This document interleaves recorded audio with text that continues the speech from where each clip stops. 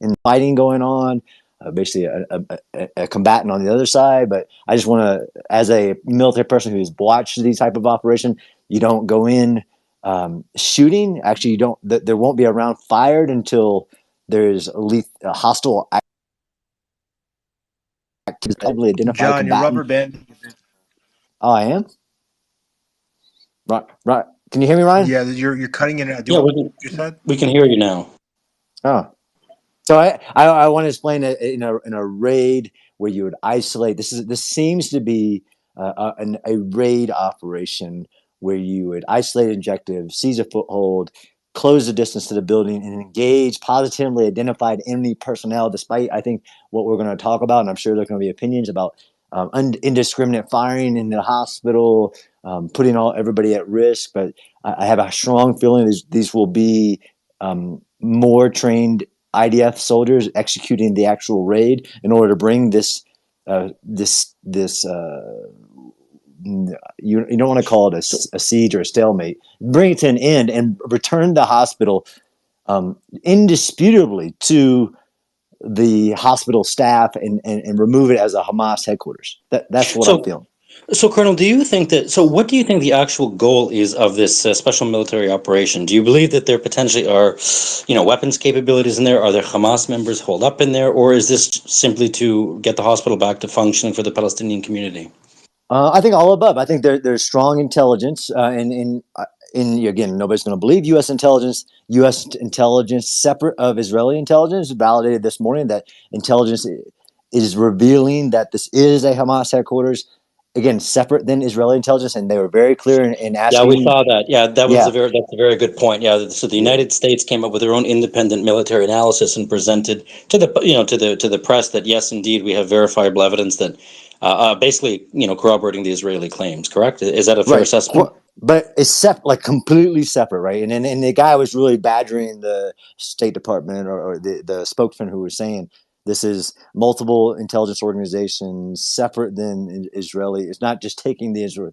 So I do agree that to your question, Zev, I think we're going to see that the goals are multiple. One is to remove the Hamas militant from this headquarters, remove it headquarters, identify what's there, where the tunnels go, return it to a functioning hospital. All of those things you list are actually the objectives, but it's a siege mission. It's a siege terrain, which involves destroying enemy forces that resist. Now, if anybody puts their hands up, it actually becomes a non-combatant. That you walk out. All the calls to come out is part of another tactic that you would see. But I think it's all of those things you just listed.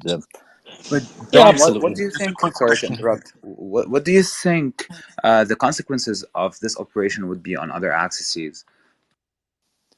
Like on other fronts. So I think Yeah. so. If they entered and indiscriminately, like bombed it, literally just dropped the building, even if it was a lethal target, there'd be an inordinate, repercussions. So I think this is again the approach that's taken on this very specific, and why the Shifa Hospital was identified as an objective. I talked about this earlier today. Like they closed in on this one objective for multiple reasons. It's the center of gravity of Hamas headquarters, believed to be. So, yes, in the morning, if we find out that they indiscriminately killed all the patients and there's no Hamas, there's no military capability, there's no tunnel, I strongly have this feeling that won't be the case. Yeah, there would be ripples across the Middle East, I'm sure. I just have a strong feeling that wouldn't happen. That's not going to happen. But yeah, there'd be ripples, All of right, course. but John, like, there's two narratives right now. There's a narrative that they're coming in to destroy Hamas that's inside, and an Israeli spokesman just told CNN that they didn't go in. They're just going to a specific site in Al-Shifa hospital.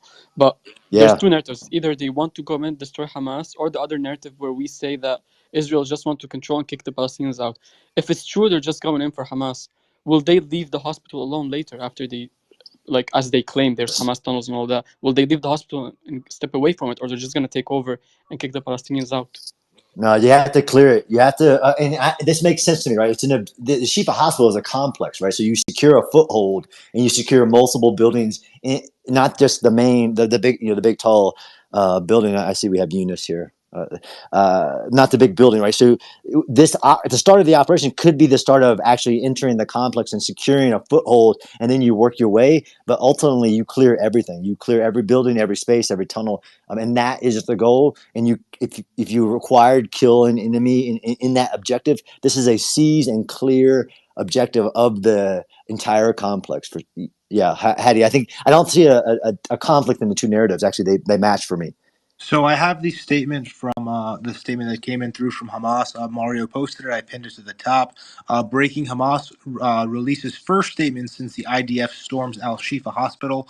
Quote, we hold Israel and President Biden fully responsible for the Nazi occupation army storming of Shifa Medical Complex. The full statement is, in the name of God, the most gracious and the most merciful, a press release.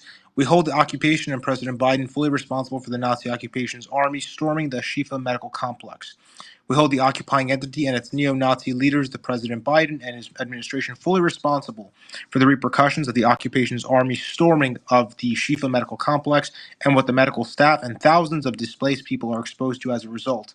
This brutal crime against a health facility protected by the Fourth Geneva Convention and its leaders of the occupation and all those who colluded with him in killing children, patients, and defenseless citizens will be held accountable for it. The White House and the Pentagon's adoption of the false occupation narrative, claiming that the resistance is using Shifa Hospital complex for military purposes, was a green light for the occupation to commit more massacres against civilians to force them to forcibly migrate from the north to the south to complete the occupation's plan aimed at displacing our people, as stated by many ministers. The silence of the United Nations and the failure of many countries and regimes will not deter our Palestinian people from clinging to their land and their legitimate national rights, and we will maintain our pledge to our people to continue defending them and their rights with all force, and the occupation will pay a heavy price for its crimes and its assaults on our children, our women, and our sanctities. Gaza was and will remain a cemetery. I'm not sure if that translation is correct for the invaders, and tomorrow it's close to its observer. It's a jihad, a victory, or martyrdom of the Islamic resistance movement Hamas. So that is placed and pinned above if you want to review that and posted directly on Mario's page. There's also a new post that just went out right now. It's the video footage that Tarek was referencing. I'm going to pin that as well up top and read you guys some quotes from that. Here, even in the intensive care department, those kids who were on artificial respiration machines were transferred to the corridors due to the extreme danger. So they're May I worried speak, about. please? Just give me 1 second to finish reading, and Okay. I promise I'll come to you, Eunice. And welcome. Around 29 patients are at risk of losing their lives due to being detached from their artificial respiration machines. Look at the Israeli bombing exactly where their patients and doctors stay. Here you can see that rather than having patients wired to their beds for their lives to be saved, the place has been evacuated completely because they're subjected to sniping and bombings of Israel. Even if the patients who are about to die, Israel wants to kill them in this complex. Absolute siege on Al-Shifa Medical Complex. So you can see that those quotes are there. The video is there. The quotes that I read are translations from the video. I pinned it above as well. But Eunice, go ahead. Welcome to the panel. How are you doing, Ryan? Well, for the first of all, regarding the Shifa Hospital, I actually was the first one to report because I had contact with some medical doctors at the hospital that there is estimated 7,000 people inside the hospital. There are 3 ambulances stationed at the main entrance to the reception section at the heart of the hospital. I tend to believe that the maternity ward was the section that was stormed because it's empty, along with the administration department. If you go to my page, you can see where the different because I know where the different sections are, and these are on the outermost because it's a medical complex, so it's not a single building, but there's numerous buildings beside each other. That's number one. Number 2, you can see Ahmed al-Mukhallalati, head of the burn injury section at the hospital, saying that during their phone conversation with the Israeli military commander, which is, I think, Torrendo, the Kogat administrator of Gaza affairs, he admitted that there was no militants inside the hospital. First he said that there was some shooting inside, and then he corrected his statement during the phone call. He said, "No, I don't mean inside the hospital. I mean outside." And then the doctor said that. Then he admitted to us that they are aware of that there is no militants. Number one. Number two, I want to say something, but Mario, please let me just complete this sentence. Mr. John Spencer, you shared a misinformation video about a medical nurse inside Shifa Hospital, claiming that she was a medical nurse at the Shifa Hospital and that she was saying that Hamas stole all the anesthesia medicaments at the hospital. And then when I co-tweeted this after contacting some doctors who were ashamed to hear about your post that it was a nurse from the Shifa Hospital, you blocked me. So that's not so thanks, Eunice. I actually appreciated your help in determining that there were problems with that video, and I took it down. So I appreciate you. And then I blocked you. Yeah, I blocked you right after. Okay, so let's not. Okay, let's Yeah, not no, worry personal about that. Let's attacks. focus. Okay, If so you hold guys, on. if we can tonight, if this is Yeah. an important Yeah. thing, there's people's lives. This is a military operation. If we So can that's all number just one. if we can all try to Yeah. get along and have healthy And I just wanted to discussions say here, that, and we then I'll can. go back to Shifa Yeah, Hospital for because sure. there's some No, more. I mean, do I get a chance to respond? I mean, like, Yeah, but I said thank Very you. I briefly. just that you're connecting the two events. That's not why I block you. I block people that I just don't agree with their posting, their feeds, things like that. So they're separate. I appreciate your help in determining that one video what had issues in where it came from and things like that. Not that I'm believing your approach So with it. you apologize for spreading false information?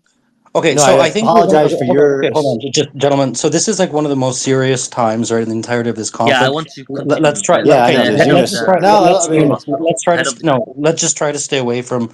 Let's just try to stay away from personal attacks and asking people to apologize and so forth and so forth. It's a really, really sensitive topic, and there's absolutely people's lives on the line. So can let's get to I the. agree, great and on that's the why I Shifa said Hospital. Gentlemen, we can get back to fighting tomorrow night. I promise you guys can sort it out. You guys can become. no. I want to continue with speaking about the hospital. I'm not I mean, asking you for the interrupted your for your thing. So Okay, sorry, Colonel Let's Spencer, go ahead. yeah. Thank you. John, On if you the can go ahead, and then Eunice, you can respond, and then we'll go to right. Syrian, who's got her hand So up. on both the Brian, the statement that you read from Hamas, and both what Eunice is saying, which is great, some information from inside the hospital.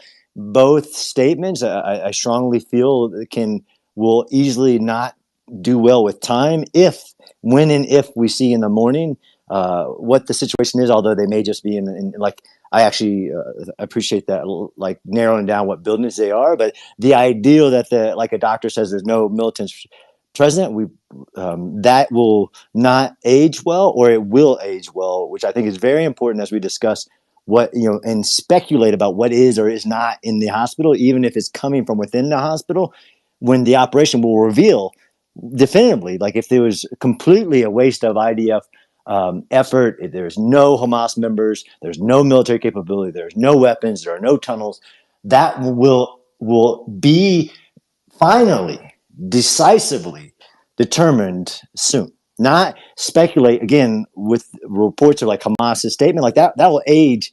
That has like a 12-hour, not even like a few hour limit to it before we reveal. So, John, I don't know how to get John, I balance on it. regarding take the statement. Can I just jump? Okay, I just have one very second, everyone. important No, no. information, One guys. I moment, just want guys. to add Is it? very, you very. said I should respond. Guys, let her go because if she hasn't Yep. used, let her go. Go ahead, Syrian. Okay, so what you guys got to understand is in 1983, when the Israelis were still in control in Gaza, they actually built an underground bunker right around That's not Shifa true. There's no Hospital. underground So, bunker in Shifa. Oh, look at that! Hey, all right, thanks, Yeah, Eunice. just to let you know, there's a basement. aha, a Oh basement. no! That's what I mean. Sorry, not a So they A built a basement. bunker and basement. basement is Exactly. very So different. So they built. the IDF So built you a need to basement. freeze. The Okay. IDF built a basement. So what they might Okay. do is they're gonna take like a photo up there and say, "Oh look, it's a Hamas headquarters." I mean, I think most people can determine what a tunnel versus a basement is. Yeah, I think so. I Yeah, agree with you, John. yeah. Yeah, Regarding Chelsea So Shaft, which you claimed was a tunnel. yeah, okay. So if we can go to Alex for, I know you had you your said hand up I will earlier. be responding, and then you go to Alex. Yeah, You said you have the right to respond. Eunice, go ahead, and then we'll go to Alex. I'm not gonna say anything about John. It's like regarding the hospital director, Ahmed Al-Mukhallalati is actually a friend of mine, because his father was the Ministry of Health in the government back in 2006. But yeah, he also said that they told the Israeli military that they are allowed to go wherever they want, whenever they want. And the only request that they had to the military is to ensure the safety of the patients. That's because the main building, which is composed of 6 floors, are filled with patients. You have the also the burn injury section where he is at currently. It also is filled with patients. There are also other sections like the special surgery department. Um, and yeah, that's regarding the Shifa hospital. And I agree. I think we should all look. It's either a propaganda blow to Hamas or a propaganda blow to the IDF. And I stick to the latter one. But let the time will reveal anything. Yeah, Everything. I would like to understand from Craig. Is this considered as a war crime, especially that the hospital is full with patients, and we can see videos from inside the hospital how patients are being evacuated. So, Craig, you had your hand up, so you can start by giving your opinion about this, and then targeting my question. Sure. Yeah. I mean, I would have, of course, defer to those that have actually been in urban combat to determine what is and what is not a war crime. I will simply say that, let's be absolutely clear, I'm hearing two contradictory statements. One, there are no patients in the hospital, and two, Israel is putting patients' lives at risk. I heard that earlier, that in that statement that Ryan read out, that there are no patients or there are no critical patients there, and yet we're hearing that Israel is targeting patients with sniper fire. That seems a little contradictory to me, just listening to the words. But in regards to whether or not this is a war crime or not, it would depend on the actions of the IDF, right? If they are going in free fire, guns free, No, I mean, then yeah, Craig, it's determined based on the intelligence of the objective, yes, that whether it's a that's legal target or an illegal target. So any military action, doesn't matter what it is, guns blazing or not, is yeah. determined by both military necessity, proportionality, legal target or not. So No, no, that's no. that. Yeah, Yeah, but that's determined on the ground by people who are physically there looking, right?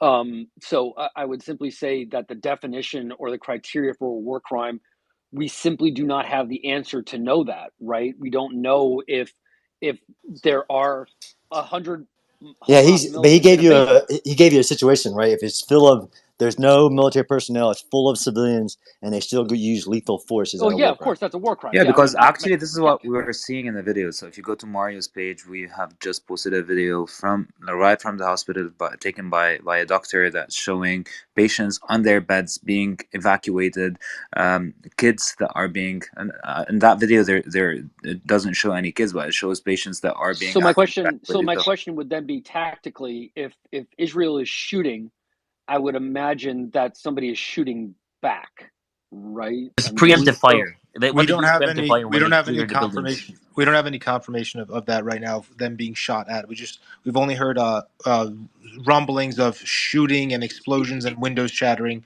from one side from within the But hospital. I would Yeah. imagine that a soldier carrying a rifle is not. It would rather walk into a complex than just open fire blithely on a window, right? I mean, It's Yeah, a no, preemptive fire, there's no Greg. such It's thing as called preemptive preemptive fire. fire. There's covering Preemptive fire. fire. Yeah, There's no preemptive fire. yeah. So I would just simply say that if we're hearing reports of gunfire, I would imagine that an IDF soldier, and their reports of explosions. First of all, you can't determine whether or not it's an RPG, whether or not somebody's throwing a grenade.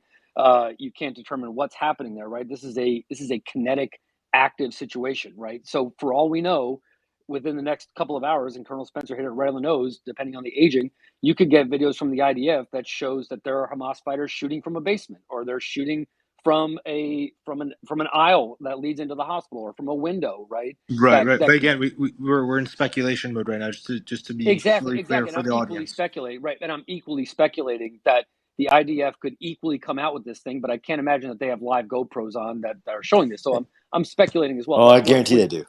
yeah, exactly. So my right, but they're not live broadcasting. They're not live streaming it, right?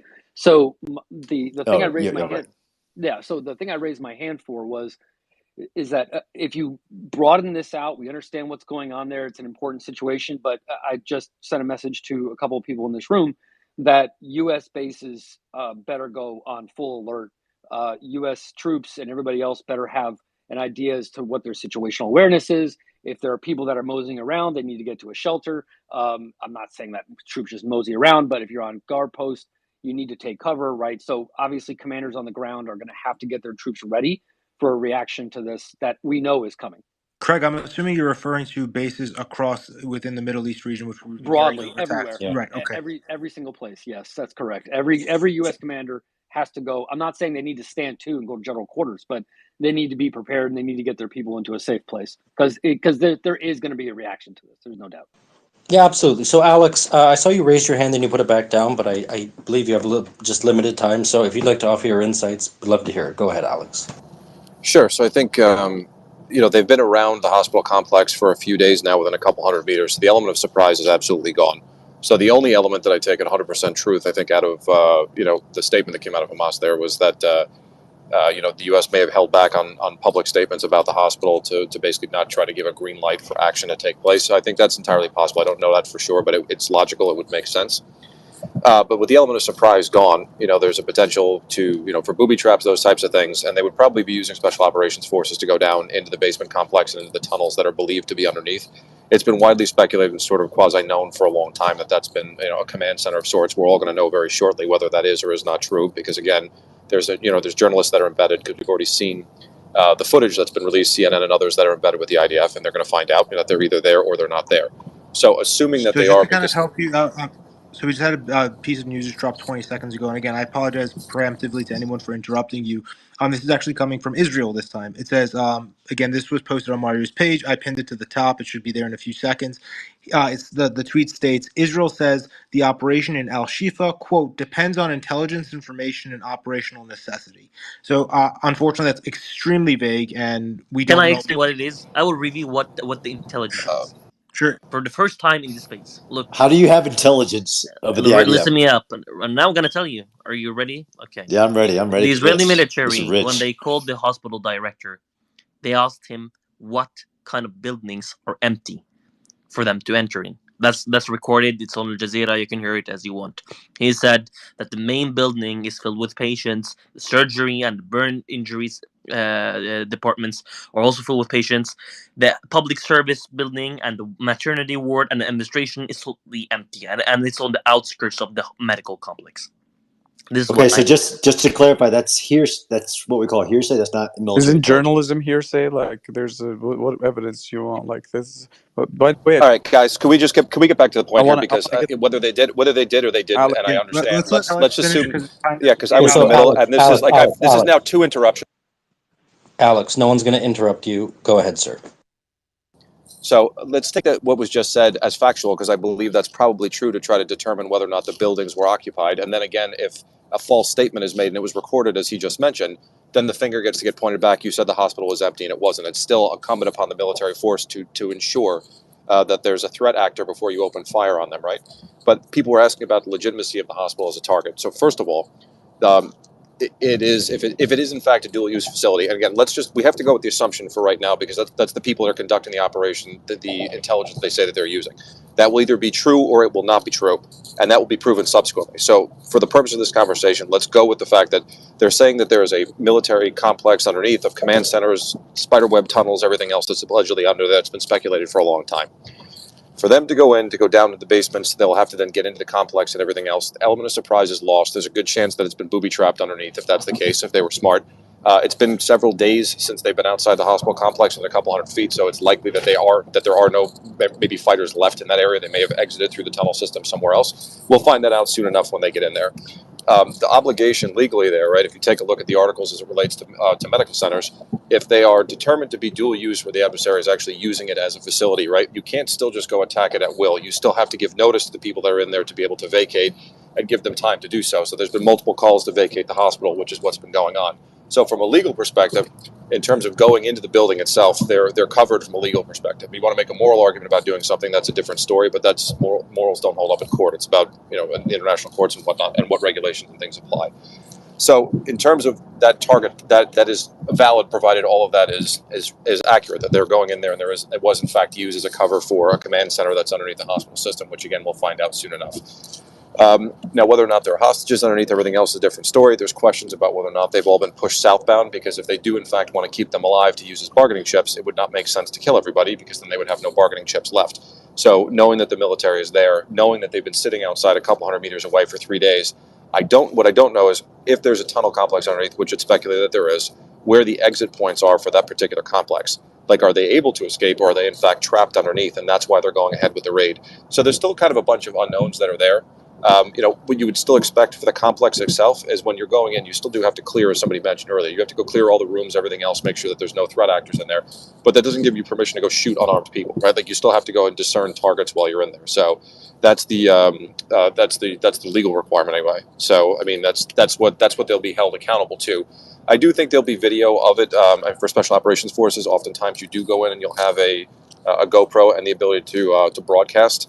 So that way, their command centers can kind of see what's going on live. It's very difficult when you're in a dense concrete subterranean basement there to get signal out.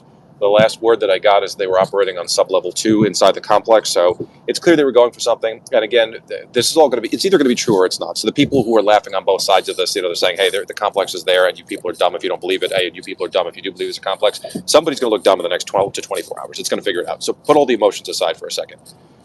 If they Yeah, are in fact absolutely. going in, go ahead. Sorry. If right, no, so yeah. So the IDF spokesperson to CNN in English, we are entering Shifa Hospital for a local and precise mission to possibly reach a place where we will defeat Hamas and release hostages. Thoughts?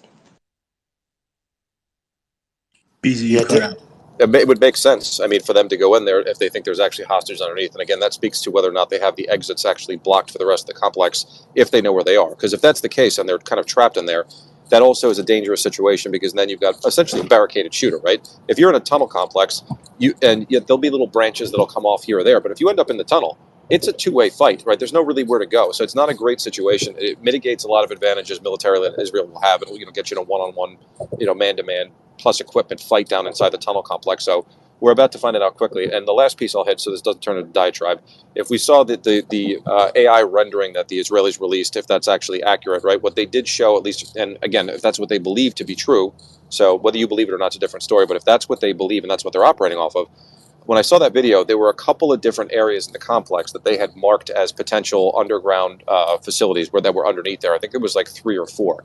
So which one of those they went and entered and how they got in there is unknown. But it looked like in that graphic there had to be 3 or 4 separate areas inside the compound they believed that they were underground structures in. So I would imagine that's the intelligence they're operating off of, and that's what you'll see happening. They're going to try to get access to that. So that's it from a military perspective. I was actually so in terms of tactics and strategy, and perhaps Colonel Spencer could answer this, or Michael. Then we'll go to Eunice. Now, assuming that again, I'm gonna just operate under the assumption that there are indeed tunnels and so forth underneath the hospital. Would other points of exit for those tunnels, maybe if they're 100 meters away, 1,000 meters away, would they all already been sealed or dealt with so that there's, if hostages are under there or if there's Hamas militants under there, they will not have a chance to escape? Like, would they be already mapped out by now? I mean, it's of course that would be the intent, right? And part of the process of moving in closer, but that is belief of having that level of intelligence on the actual network and where it goes. I don't know. I'm sure that many of the strikes and operations leading up to this point were in doing that, and I agree with Alex on almost everything. Just put a yes and to if the tunnels are actually sealed, like many of the exits of the tunnels, that actually creates not just a two-way battle where both sides has an advantage. It actually traps who's in there as well, and actually leads to an advantage for the attacker going into the tunnel as much as the advantages that a trapped person in a tunnel has, and ending the activity for that side. But Zev, you can't say definitely that they haven't, but you can say militarily that would be a goal. Absolutely. Absolutely. Isolation is always the first step. Isolation, surface and subsurface of this complex. And by that, the scripted the message that you just read, the IDF, it made sound like getting to a position of advantage in one of these other buildings to set them up to control to further the isolation phase before the final clearance. But I agree. with everything else Alex said. Just to piggyback on what you guys are saying again, we have to remember one thing is that these guys are essentially because I'm going based off of two statements back, right, where they said that this depends on intelligence, information, and operational necessity. So they don't have exactly all the information on the ground when they're going in. So they are kind of unfortunately, whatever situation you're in, it's going in blind with what's happening, which increases the danger for both the people in there as well, because when they're going in, they're going to be on high alert. And now they're stating that they want to defeat Hamas and release hostages. But to me, reading this statement, and you guys could jump in, I'll go to Syrian on this one to respond to this one, is that I don't read this as they're confirming that they know that there's hostages in there. They're state because remember they've stated their goal in multiple videos and multiple pieces that have come out is they have two goals: defeat Hamas and release hostages. To me, this is a reiteration of that, similar to any kind of presser that has come Yeah, out in the past. it's very broad. It's intentionally broad, right? Yeah. Yeah. So Syrian, you sent me a very interesting thing in DMs of an underground bunker that the IDF built underneath the hospital. Because you know that if you want to fill us in on that and give us some details, I'd appreciate it. Yeah, so we're all talking about how it's a war crime to build bunkers under hospitals. What we're all missing is that in 1983, it was Israel that built, supposedly, according to Tablet Mag, a bunker under the hospital. So I'm going to read you out what it says. The Israelis are so sure about the location of a Hamas bunker, however, not because they are trying to score propaganda points or because it has been repeatedly mentioned in passing by Western reporters, but because they built it. Back in 1983, when Israel still ruled Gaza, they built a secure underground operating room and tunnel network beneath Shifa Hospital. So this is actually something that was left over from what the IDF, Well, that's when it was speculative, right? But occupying okay. Gaza. Wait, there's more. I haven't finished that. Sorry, busy. So what you guys got to understand is, and I've seen pictures of this, and it's been stated time and time again that the bunkers that Hamas has are like spider webs. They're everywhere. I've seen a map, and it's like almost all of Gaza has tunnels, and they're deep, deep, deep under the ground. And there's multiple entrance points to it. So the point is that they're bombing all of the hospitals in Gaza, not just Al-Shifa Hospital. They're invading Al-Shifa Hospital right now because of its location is convenient. It's next to the coast.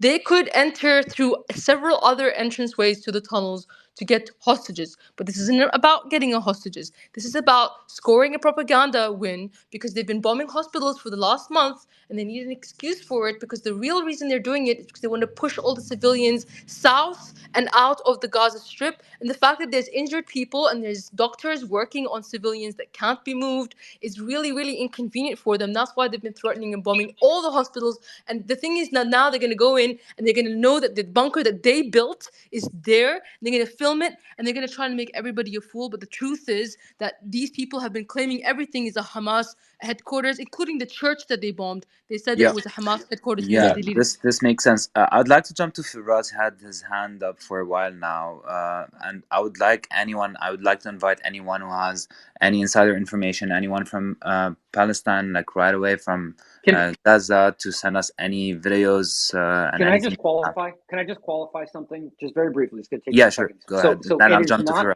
Yeah, absolutely. But by all means, just for 2 seconds, I want to offer some clarification as to what she just said. It is nobody is claiming that it is illegal or a war crime to have a bunker underneath a hospital.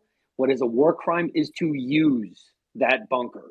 That's the war crime, is to use the bunker. There are people in it that are actively using it for military operations. That's the war This is crime. your Nobody's claim.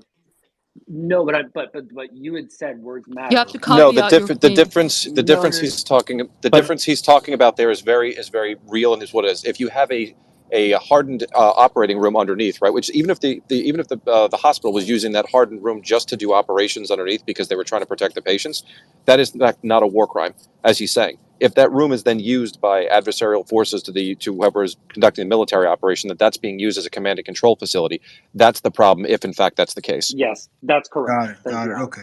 And this is also by the Syrian. I looked it up. It's I also saw it in Haaretz. This is from 2009. The article. There's also a parallel article that came out about this bunker underneath, and it's not common in that area. It's actually common, excuse me, in that area to build bunkers underneath homes, especially like I know in Israel. BZ, you could probably confirm this for me that they tend to build bunkers underneath homes just because of the tendency of activities. But again, the caveat is what Craig said is what the differential of how it's being used is the differential of if it's a war crime and not.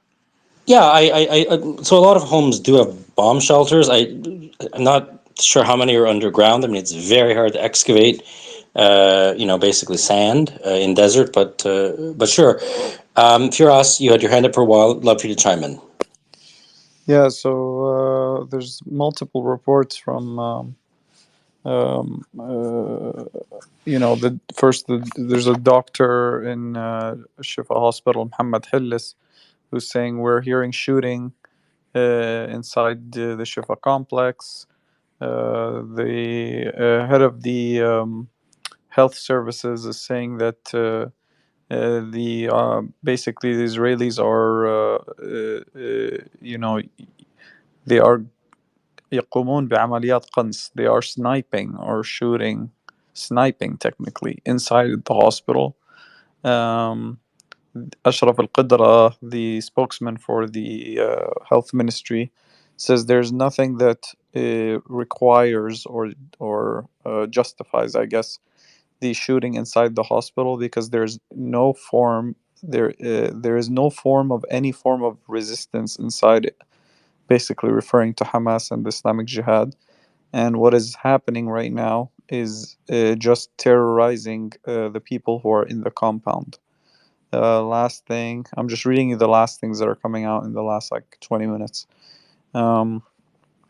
They have the Israeli occupation forces have invaded the western wing of the Al-Shifa hospital and has blown the doors and some walls in the area that they have invaded from, or incurged on, I guess is a better That would make term. sense.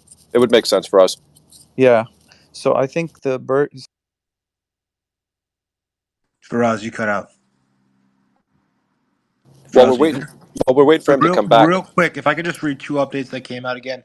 The team is posting live updates on Mario's page.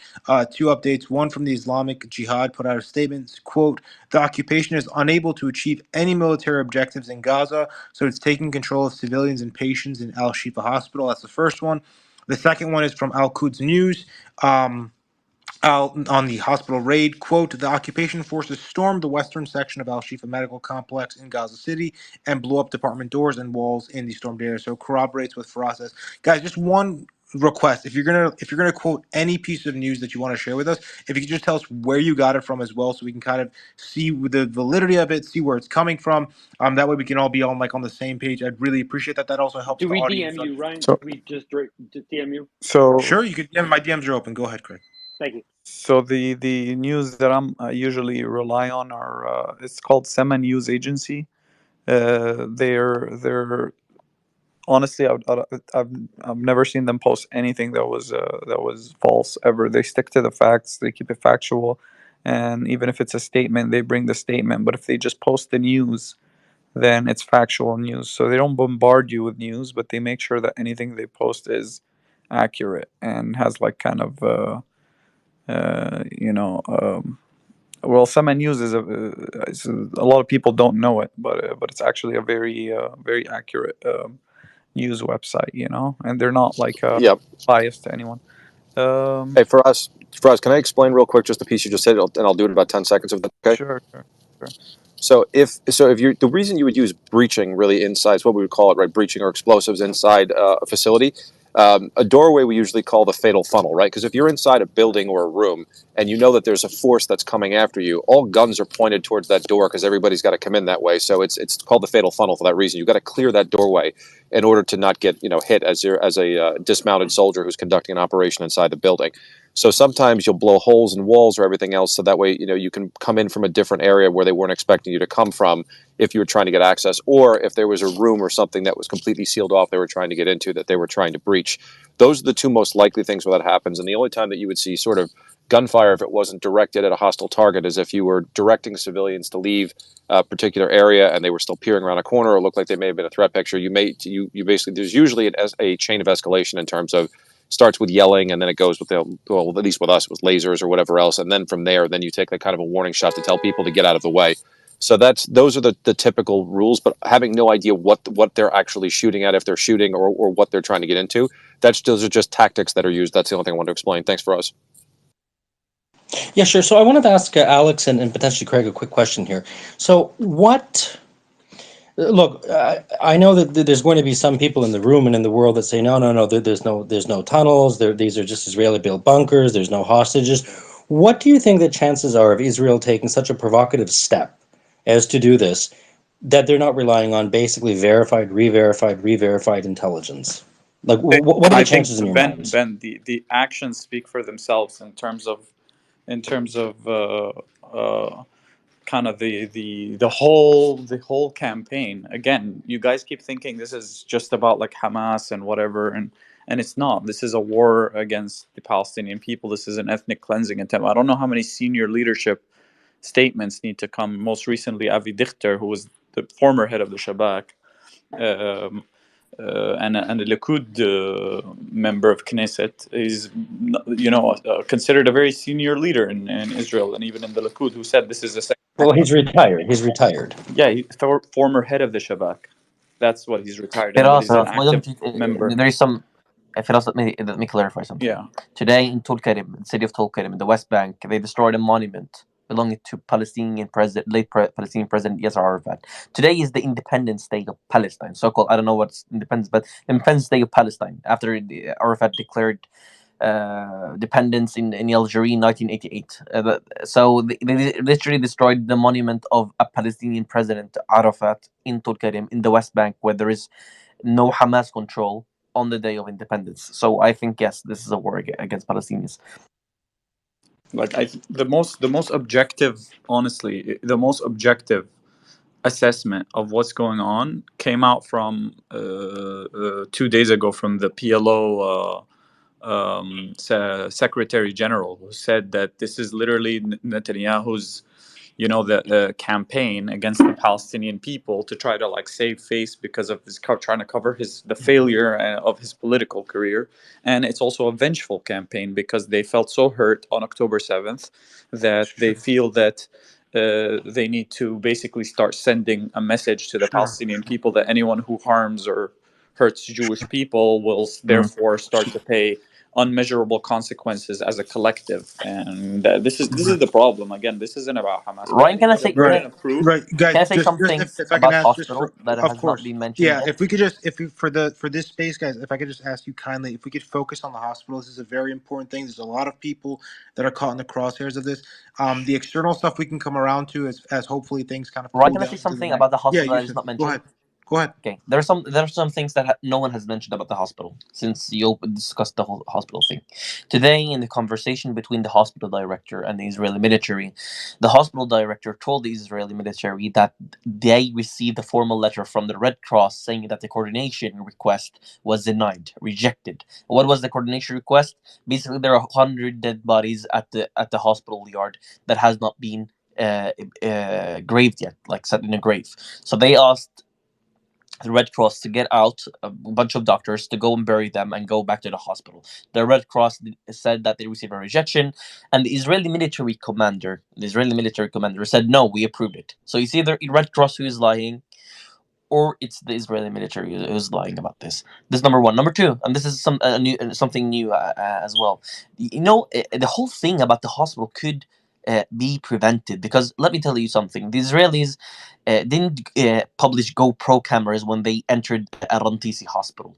The International Red Cross. This is something that this is the first time I say it. Is has something very bad, because the hospitals in Gaza City, northern Gaza, said to them, please send a delegation at the hospital in case, like for the protection and to observe if there is any tanks, bunkers or tunnels beneath. And if the Israeli military comes to the hospital, you can be as a like independent body to observe with them if there is any tunnels showing, which the Israelis may be showing. Because as a Palestinian, I don't believe anything that comes out from the Israeli military, because I can 100% believe that they planted evidence, like they did like in the Rantisi hospital. They said that there is a suspicion of hostage situation because they saw diaper and some no the, the baby bottle above the World Health Organization.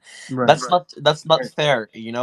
And Sure. that's the main reason. A lot of Gazans are talking about this. Why didn't the International Red Cross, why didn't any international body, the United Nations UNRWA staff, international UN staff, stay at the hospital, coordinate with the Israeli military, and say, hey, you know what, the Israeli military, come to the hospital. Now there is no militants, as the Israeli commander admitted to the hospital administration. Let's see together whether those Hamas people has tunnels or weapons beneath the hospital or not.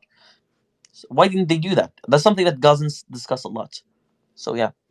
I appreciate you. Let me actually go to Michael, who's had his hand up for a while, to get his perspective, and then we'll go to Syrian. If you guys could help us, if you want to jump in, raise your hand. That way we can cycle through you guys. Also, news as it's coming out, we're posting it. We're on Mario's page. It's coming in. As it comes in, I'll read it out to you guys so we can keep the energy cycle going. We got some footage in DMs. I'm sending it over to the team to vet it out and make sure it's going. So we're going to try to keep everything up to date, energized with you. So, Michael, go ahead. Welcome to the panel. Thanks, Ryan. Appreciate it. Yeah, I think regarding everything with the hospital, the big question, and it's come up a lot tonight, is all really intelligence related, right? What do we know? What do we not know? And as a former intelligence officer and a former counterterrorism practitioner, I that's kind of my wheelhouse, and I can shed some light on that. So I think it's important to note, right, that the U.S. and I think John or somebody else mentioned this earlier, right? The U.S. conducted its own intel assessment that John Kirby and other folks spoke to earlier today, and they were very clear that the raw intelligence that fed into that U.S. assessment was completely independent from anything that the Israelis gave to the U.S. Right, and I think that's very important for people to understand how that works. The U.S. is not, when the stakes are this high, just going to take what the Israelis say at face value. They're going to conduct their own assessment. They're going to pull together all source information from human intelligence, signals intelligence, everything else, right, and pull together their own assessment. And I think it's very telling that the U.S. was very comfortable openly sharing their view that there is indeed in their assessment a command and control node underneath the hospital. And again, I want to make sure people understand what that means. A command and control node. And Michael, if you could also explain, how would intelligence like that be gleaned and gathered? If it's not specifically only coming from Israel, what other methods would go into collecting data that would allow them to come to that conclusion? Well, so I'm not going to get a ton into sources and methods. But what I will say is the U.S. definitely has the capability to make their own assessment based on a number of different ways. Right, we've talked about electronics, overhead surveillance, satellites, everything else. Right, that you can pull all together and make a collective assessment with. And so I think it's really important that the U.S. came out and said, actually, this is correct, and we do assess that there is likely a command and control node underneath the hospital. And I want to be very clear. I know people have these images in their head of these crazy tunnel networks, and if we don't see something that looks exactly like these Tora Bora images from 2003, then the Israelis were wrong or everybody else was wrong. That's not accurate. If there is one hardened room on any sublevel of that hospital with communications equipment or stockpiles or other things that Hamas is actively using to facilitate and coordinate their operations, that's all you need, okay? And the other thing I want to point out on the intel side of this is a lot of times, intelligence is what drives military operations. And so I think it's very telling that the Israelis are saying there's a clear intelligence need to go into the hospital and to do this, right? And I think a lot of people are misreading that, and they're saying, oh, well, that must mean that the Israelis have a bunch of good intel to support the operation. And that's probably true. They probably have reasons for their own assessments. But what they mean when they say that is really more that the intel that they're assessing that they can glean from this operation is so valuable that it merits going in. And I think if we do find a C2 node under the hospital that is full of Hamas communications logs and phones or other IT equipment, other things like that they've been using to really communicate to a lot of their fighters and a lot of their networks throughout Gaza, that is incredibly valuable to the Israelis. And so that's why I think people need to understand, even, leaving aside the question of hostages, whatever, it's valuable enough for the Israelis to go in if they feel like that command and control node is going to produce a lot to help them in this operation. Let me ask you something, Michael, really quickly. Sure. So now, in terms of finding equipment and plans and this and that, wouldn't it be more like when, at the end of the Second World War, when the Germans, they bombed things to cover up their crimes? Like, don't you think that common sense would say that they would destroy, anything that would be like trace evidence that could be used to be inculpatory against them, or do you think Well, it's just such a go ahead? Sorry. Well, they could. They very well could. And what I'd say is that the Israelis and the U.S. and other countries with first rate intel capabilities, that may not get you as far as you think it does. A lot of people think if they destroy a computer or a hard drive or whatever, that oh, we're good.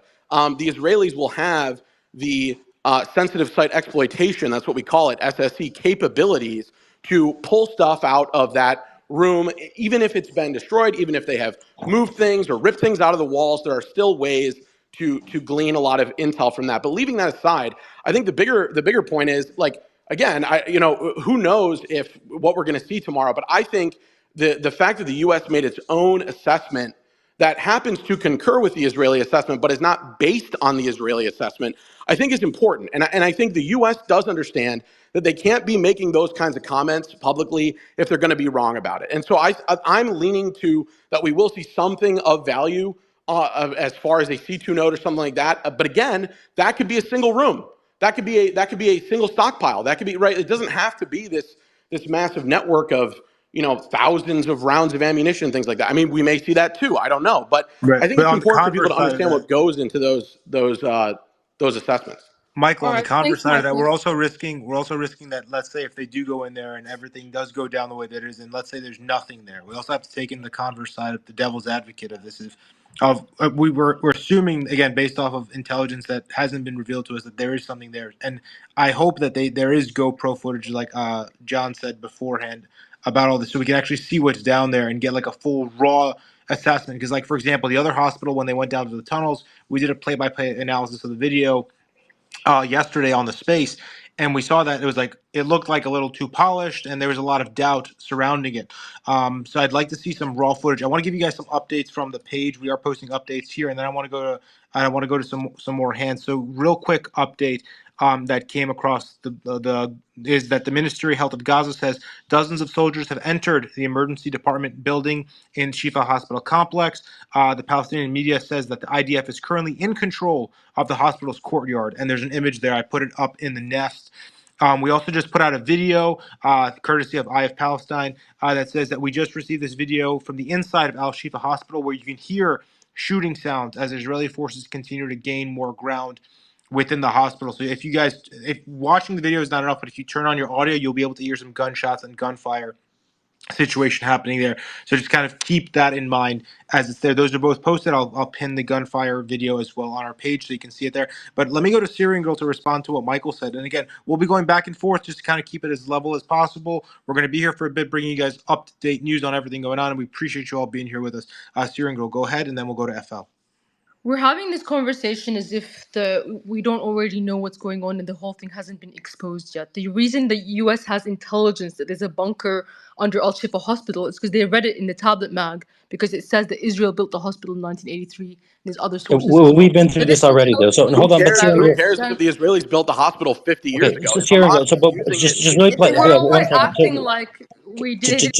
just 1 second, Syrian. So we've been through this, right? So the answer is we don't know what's going on because the news is just breaking. So do you have something specific to add regarding the ongoing, like, do you have any breaking news or anything? Because we've gone through whatever you said, the tablet magazine and this and that. So is there anything updated that you want to bring to the room's attention? No, we're not talking about the updates. We're discussing analysis here and intelligence. So don't put that update stuff on me. In 2009, Haaretz actually talked about that same bunker that the Israelis built. So what's going to happen now is you're going to have it exactly as before. They're going to come in with their cameras and they're going to say, "Oh, look, we found the Hamas bunker. Oh, by the way, we killed all the terrorists, and that's why we couldn't find them." The other thing is it goes to credibility. The last time they went down an elevator shaft, they said that the calendar was a list of hostages' names and timing. Turns out to be just a day calendar. Remember when they supposedly found an Al Qaeda information booklet on the Hamas fighters, and it turned out to be a printout of the front page of a book that's available on Google. These people said that they were bombing a Hamas headquarters when they Sure. bombed the church, and Yeah. they have lost all So credibility. but The Syrian point girl, is, this is I'm gonna if land no thing. proof is acceptable to you, then you're going to believe what you believe anyway. Michael, what proof? You're being debunked left and right. You had a fake actress Guys, pretending to be a guys. nurse, pretending to be a nurse. She turns out to be an Israeli actress, and she's like, "Oh, Hamas are using the tunnels and everyone needs to evacuate the hospital. Like, you keep Right. talking about proof. The proof is that you guys built that. You guys. I mean, Israel built that bunker. We know that they built Yeah. that bunker. Okay. So they So can tell we've you. been down They that Sure. road. can So tell let's you. go to Let me land the Habiba. plane. Let me land the Let's plane. Let me land the plane. sure, land your plane. Go ahead. Okay, let me land the plane. The plane is that the nothing is going to absolve Israel of the war crimes. Even if Hamas has a nuclear bomb under that hospital, it's still not going to absolve them of the war crimes of bombing all the hospitals in Gaza, of firing snipers at doctors, of denying dying patients of water, food, and electricity. Right. None of that is going to be absolved by taking a camera down and filming a room that they know that they built. Thank you, sharing girl. So let me actually go to Habiba, who just came up, and welcome to the panel, Habiba. And then I'll go to FL real quick. But guys, if I could just ask you guys, let's focus on the events that are happening this evening. We will have plenty of days and nights to dive into what's going on the outskirts and the extremities of this. Right now, I'm more concerned about the patients in the hospital and what's going down in there. So Habiba, welcome to the panel. Go ahead, and then I'll go to FL. Hi guys, thank you for having me. So there's just three things, and it's really addressed to US interests. This is what I'm mainly concerned about, right? So we're talking about the intelligence that has been given from Israel and the fact that the US is making its own intelligence assessment. So what I'd like to ask you guys honestly is, because we know that the Israelis have passed flawed intelligence. It's not that I want to agree with Partisan Girl. We don't agree on most things, but they've passed flawed intelligence. Like they said that there was a strike on the Shifa hospital that was from the PIJ, and the New York Times today showed that it was an IDF strike. The IDF knows it was an IDF bombing of the hospital, and they're disclaiming that. And I know that from the statements that they gave in the past, that the US intelligence sources are leaning heavily on Israel, even though they're making their own assessments.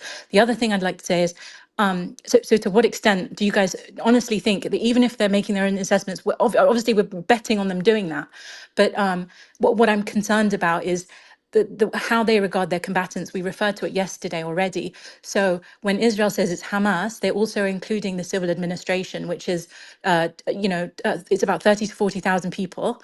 And these are anyone they can regard as having received a salary. So any hospital worker, they can label Hamas and say, okay, this is a credible threat. Even if they're not a militant, even if they're not armed, they can say this is a Hamas operative, which is what led them to justifying the attacks on the ambulances, last week, and how they're continuing to attack people. The final thing I'd like to say is that and to corroborate what Eunice was saying, because I spoke to the Palestinian Authority side and the ICRC, and I would agree with that assessment. It was the Israelis who weren't cooperating, so they couldn't help in terms of the movement and even the extraction from one hospital building to another for the incubated babies took all day, because the ICRC were desperately trying to get cooperation, because they can't move without cooperation from the Israeli side as well as the Palestinian side. So that. Did she cut out? I think Habiba, are you there? Yeah, Okay. Habiba? I'm here. I'm Well, here. Did you yeah. guys hear Well, me? Yeah. okay. No, you A cut little out at bit, the end. at the end. You Oh, cut sorry.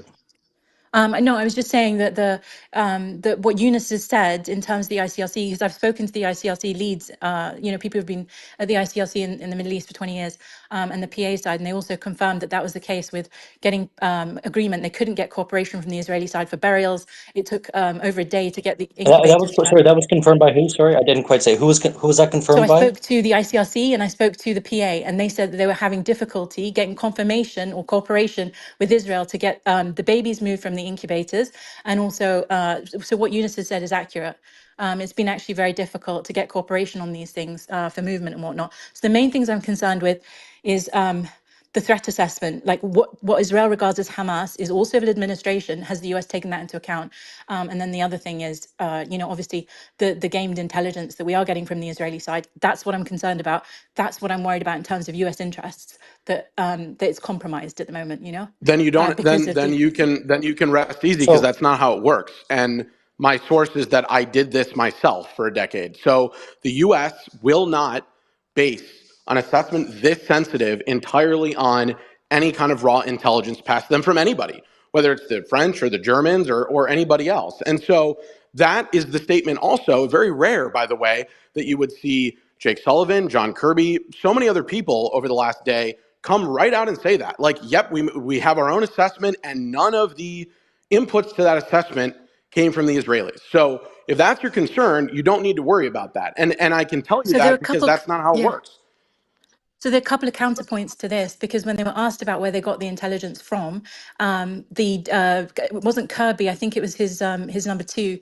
The New York Times asked him, where is he getting the assessment? This was a previous attack, and they said they were relying on some of the open intelligence that we use, and we know whose intelligence sources You're that they talking use as about well. you're Some, but talking about the Hold you're on, important. talking Hold about on, the hold incident on, Michael, you're Michael, talking hold, about just the one incident second, from Michael, no, Michael, just hold on one second, Habiba. The key word that you used there is some. You didn't say totally yes, or that's completely, true, but right? I let me mean, finish. okay. Okay, so what I'm mainly concerned about is, for example, you've named you've named McGurk, you've named Sullivan, but for instance, Satterfield, who they just appointed, has spied for Israel in 2015 and was implicated for passing secrets over to AIPAC. Please just Google Satterfield and spying in AIPAC.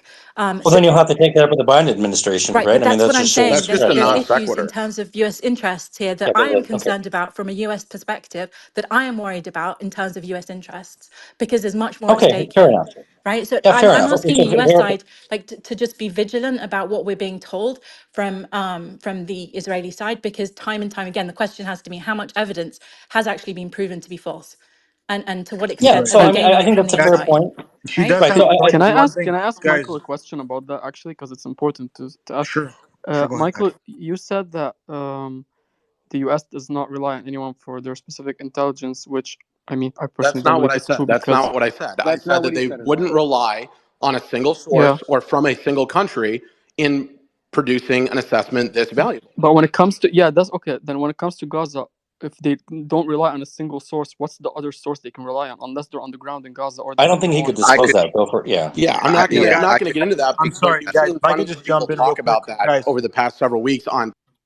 Michael, just real quick, I'm sorry, I want to jump in. We have a statement for immediate release from the White House. So I just want to read this to you guys really quickly. As Israeli forces enter Al-Shifa hospital, I'll pin this in a second up top, which they claim houses Hamas headquarters and hostages. The White House has put out this statement, quote, the president and prime minister discussed at length ongoing efforts to secure the release of hostages held by Hamas, including many children of Americans. So this is a statement that has come out from the White House for immediate release. It's actually interesting that it's coming out this late at night from them, but that is directly from the White House. And I'll jump in and out, but let me go back to you, Hadi. Go ahead and finish your question. No, I finished my question. Michael was just responding to that, and I just want to add one thing that just to clarify the question, so we get the answer I want. So you said they don't rely on a single source. That's what you said. So correcting myself.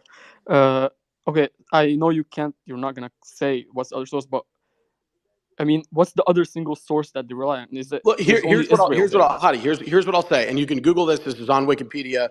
This is open source. This is unclassified. There are a number of different categories of intelligence, right? There's human intelligence. I think it's fair to say that the U.S. doesn't have very much of that in Gaza, right? I think, and other people have reported that, and that's been openly discussed, right? There are a number of other sources of intelligence, though, right? Signals intelligence, electronics intelligence, measures and signatures intelligence that don't require you to be on the ground in the place that you're looking at, right? And that's really all I'll say. But you can look up, the different categories of intelligence.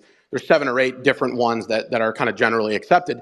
And this is usually when we talk about an all-source assessment, you're going to be pulling from all of that, and you're going to be making an on-balance assessment, and I'm sure it'll be qualified, right? There will be probabilistic language, right? Probably, likely, more likely, less likely, right? That's how these things are done. And so my only point is that the U.S. is not going to just take Israel's word for it. And if Israel is passing them 1 or 2 reports that say something about Al-Shifa, they're going to weigh that against all the other intel that the entire United States government and 17 different intelligence agencies can pull together. So that's what I'm trying to lay out for people, is just to explain to them a little bit of how this works. And Yeah. I'll that add one thing to that, right? I mean, just really briefly. I mean, this is not divulging anything, but there are thousands and thousands and tens of thousands of Palestinians who would be considered collaborators, providing all different countries with all different kinds of sources of information. They clearly have people inside the hospital. They're communicating to the Americans, to the British, to the French, right? I mean, that's not a secret.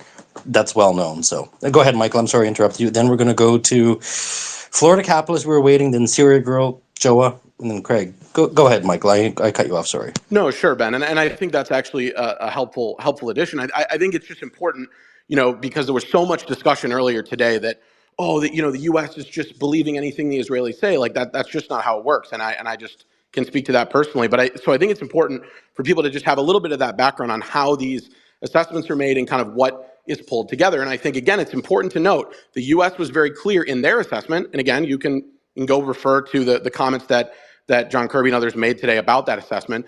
That the U.S. thinks that it's likely that there is a command and control node that's being used under the hospital. Again, that's not a surefire statement, but for the U.S. to come out and say that, I think they wouldn't do unless they felt very strongly about it.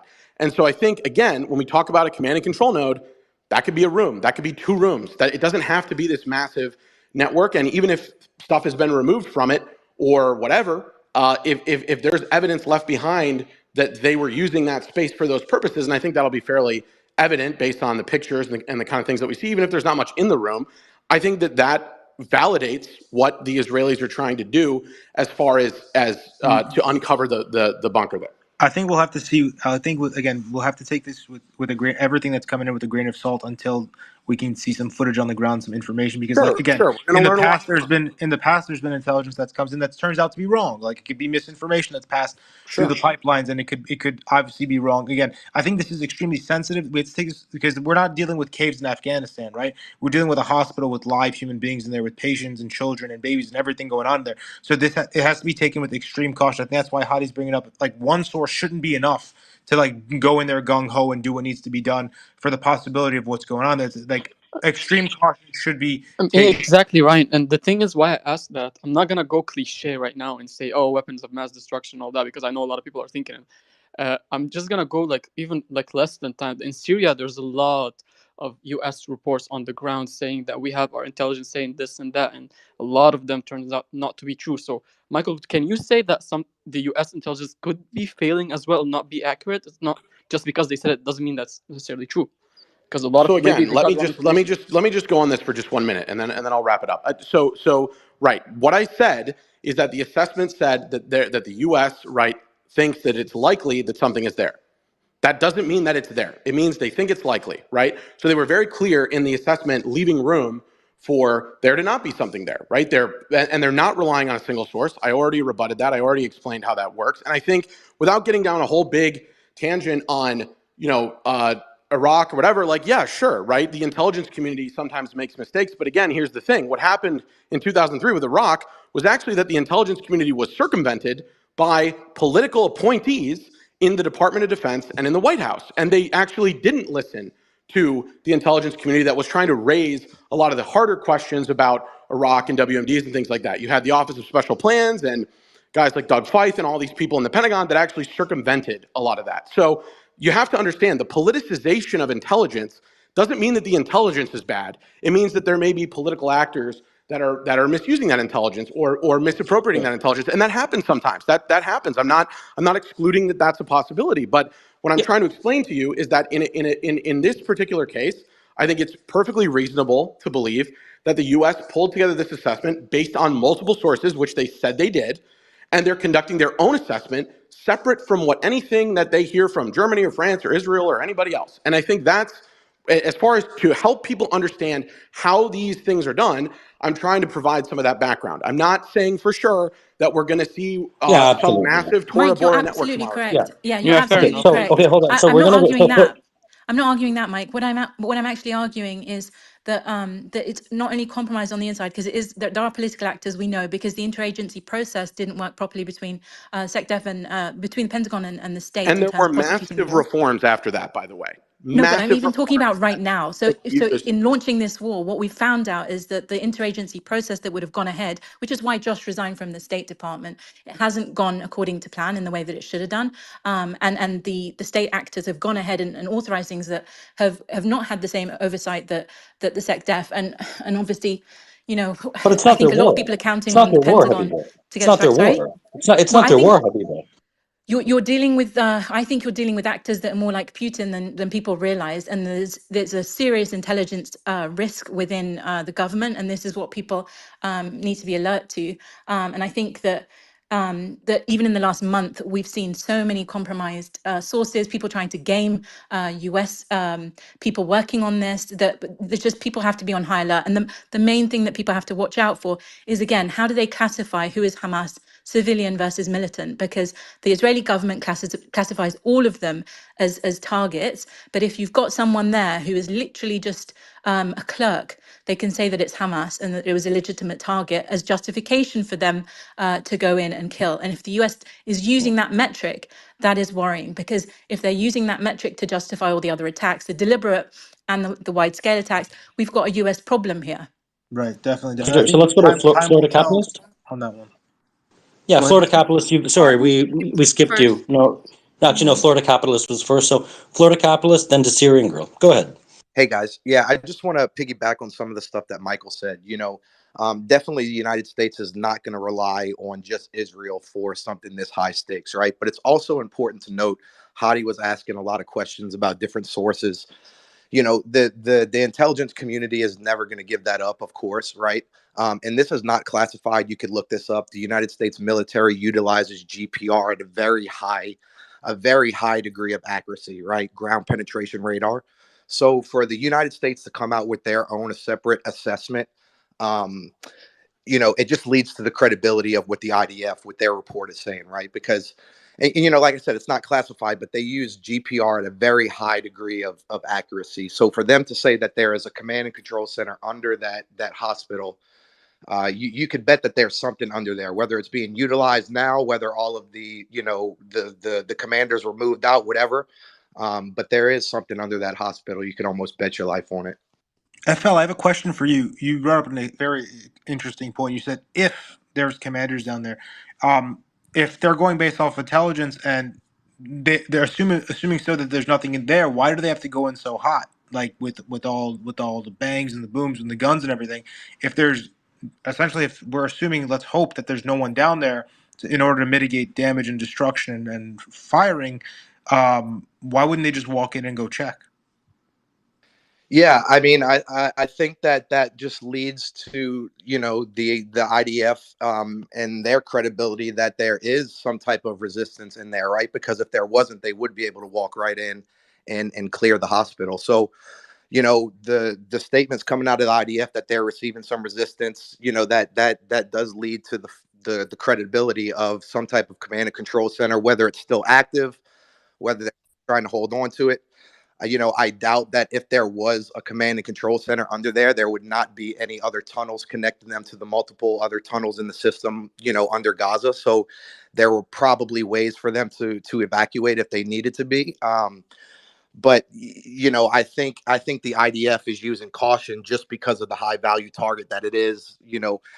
GPR, ground penetration radar, is going to let you know it's going to let you know that something's under there. It's not going to let you know if there's people, if there's bombs, if there's rockets or whatever, but it's going to give you a general sense that there's bunkers and there's equipment down there. The problem I've got is that take the Rantisi hospital. Where are the militants that were killed? They surrounded the area. They said it was an elevator shaft. We've got all the intelligence and whatever, but How do you know that they haven't been killed though? where are their kills? So, but they surrounded it. They Wait, bombed it with hold on. tanks. Just 1 second, Habib. I They got to used push tank back on fire. that. No, Sorry? so how do you know that militants were not killed though? But so we know who was killed, right? So No, it we was don't. We one don't. person. No, we don't. Yes, we do, because the founder of the hospital is a friend, like I said, and I spoke to him about it. Well, So okay, one but of with all due respect, I mean, I can say that the founder of this and that is my friend, right? We need well, verified I have sources. spoken to him about it, and Okay, other no, people have Habib, I'm published not on it. arguing with you, but I've spoken to people too who say the exact opposite, right? You don't Well, put any I know faith you in that speak to the claim. IDF. Guys, I know you speak to the Can I IDF. I Well, understand you've I got a can say, relationship. listen, first of all, I hold was on gonna here, hold on, Syrian girl, no. I understand you've got So a for relationship you with to, them. yeah, so I understand that you probably have relationships with some other foreign governments too, right? I mean, let's just, I don't speak to anyone. I spoke in an I don't IDF speak on state, behalf of any government, but I and am neither do speaking to I, people. and Yeah. neither do I. So, BZ, I think she's coming from some first-hand account information she has, and she's trying to come in there. But again, you're saying it's unconfirmed. She's saying it's first-hand account So information. this speaks to Shifa. So 2 days ago, they said that they'd killed, the IDF had targeted 20 Hamas militants. But what we do know from the doctors were the 3 nurses were killed from sniper sniper fire. We know that 2 doctors and patients were also killed.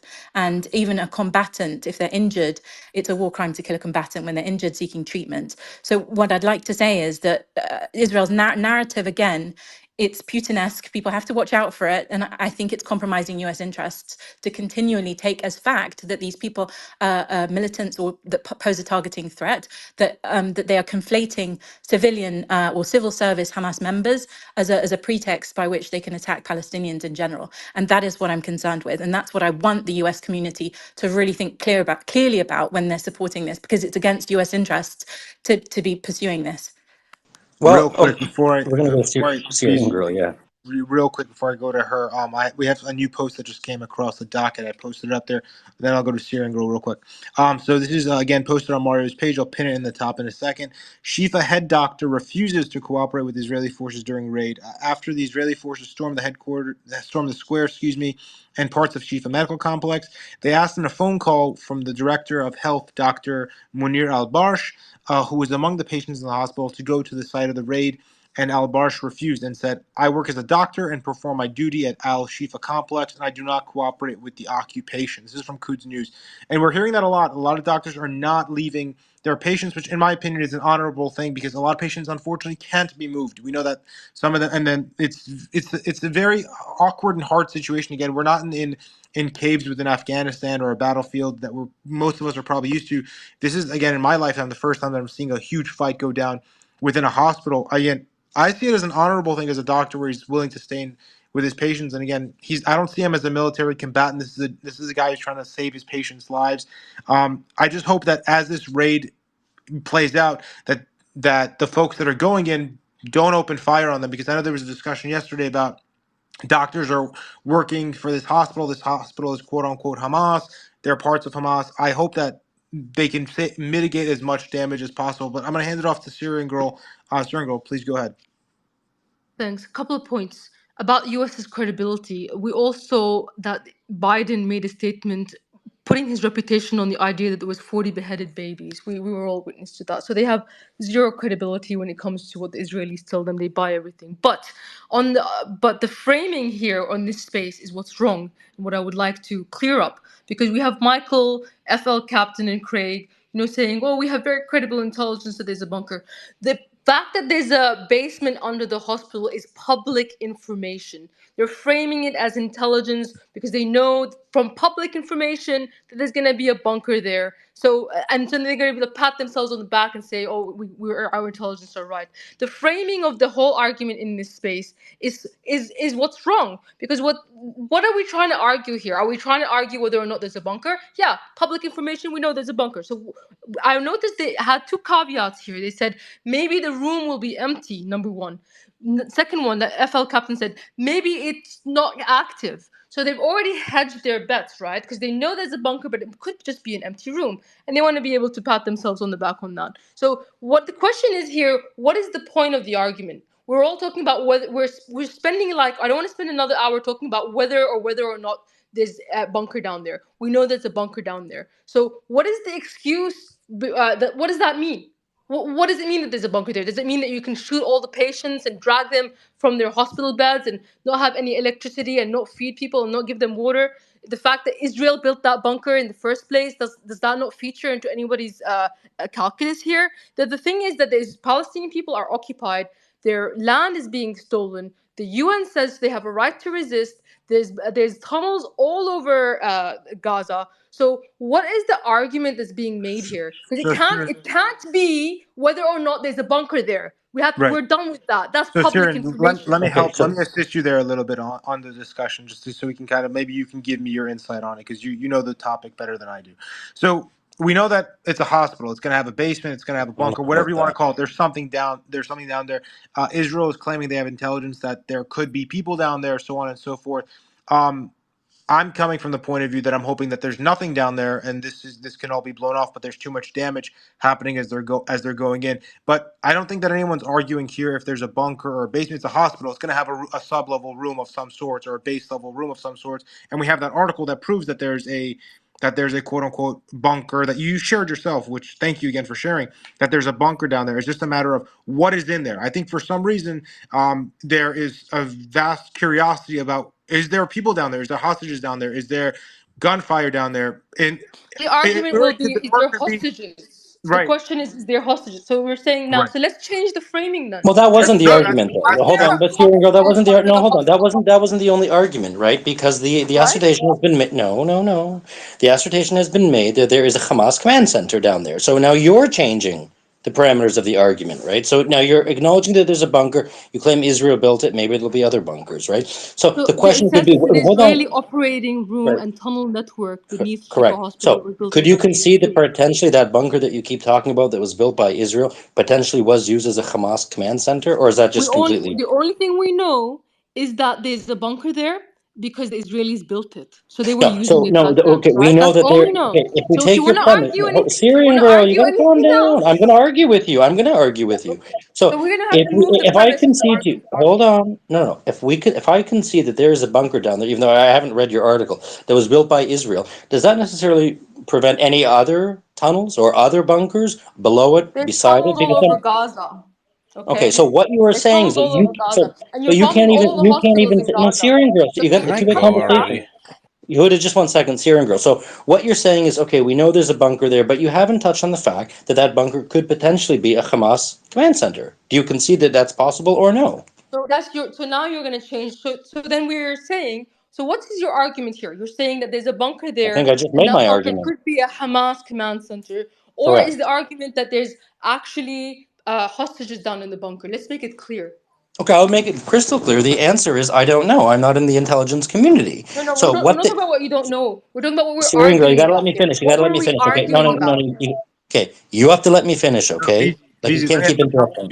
Let me help you out. I think what she's asking is, what do you think is And I'm down trying to there? answer the question. So my answer is I don't know. I tend to believe that if they say that there's probably a Hamas command center down there probably is a Hamas command center down there. As to whether or not there are physical hostages there, I do not know. I do not think that the IDF made the claim with 100% certainty that there are hostages there. I think if we read it carefully, they say, the possibility of hostages being there. So it is an important caveat to add. That would be my Okay, so answer. you're saying there isn't any hostages there by Oh, your can belief. I I get didn't in say no, there? We're no, gonna no, let no. him keep Okay, we're gonna go to babbling. you to 1 minute. That is Okay. not what I said, Syrian girl. That is not what I said. You are perfectly capable of understanding every word that I just said. So maybe you need to go and just think about that a little more No, I carefully just because I want to didn't Zeph, say I've that got a understand. question whatsoever. for you. I've got So one we're gonna question go. for you. No, we're gonna go to Yuda. He's been waiting. Then we'll come back to you, Habiba. I'm sorry, Yehuda. Go ahead. Thanks. This whole nonsense about they built a bunker. They built a bunker under the hospital. What she means to say, but she can't because she's not very sophisticated, is that Israel built a hospital. No Thank you. personal insults, Stop Yehuda.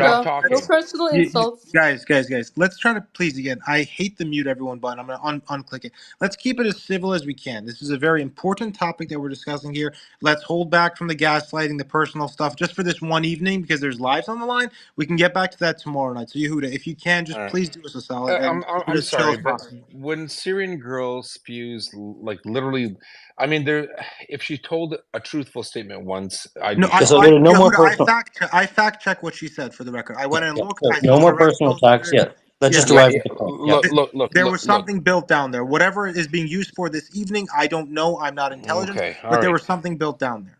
Okay, it's very By simple. Israel. You don't. All you have to be is an adult or someone with half a brain. I'm not calling anyone stupid to know that when you build a hospital, you have underground tunnels that connect one building to another. They have electrical panels. They have sewage stuff. They have crematoria for morgues. It's not rocket science.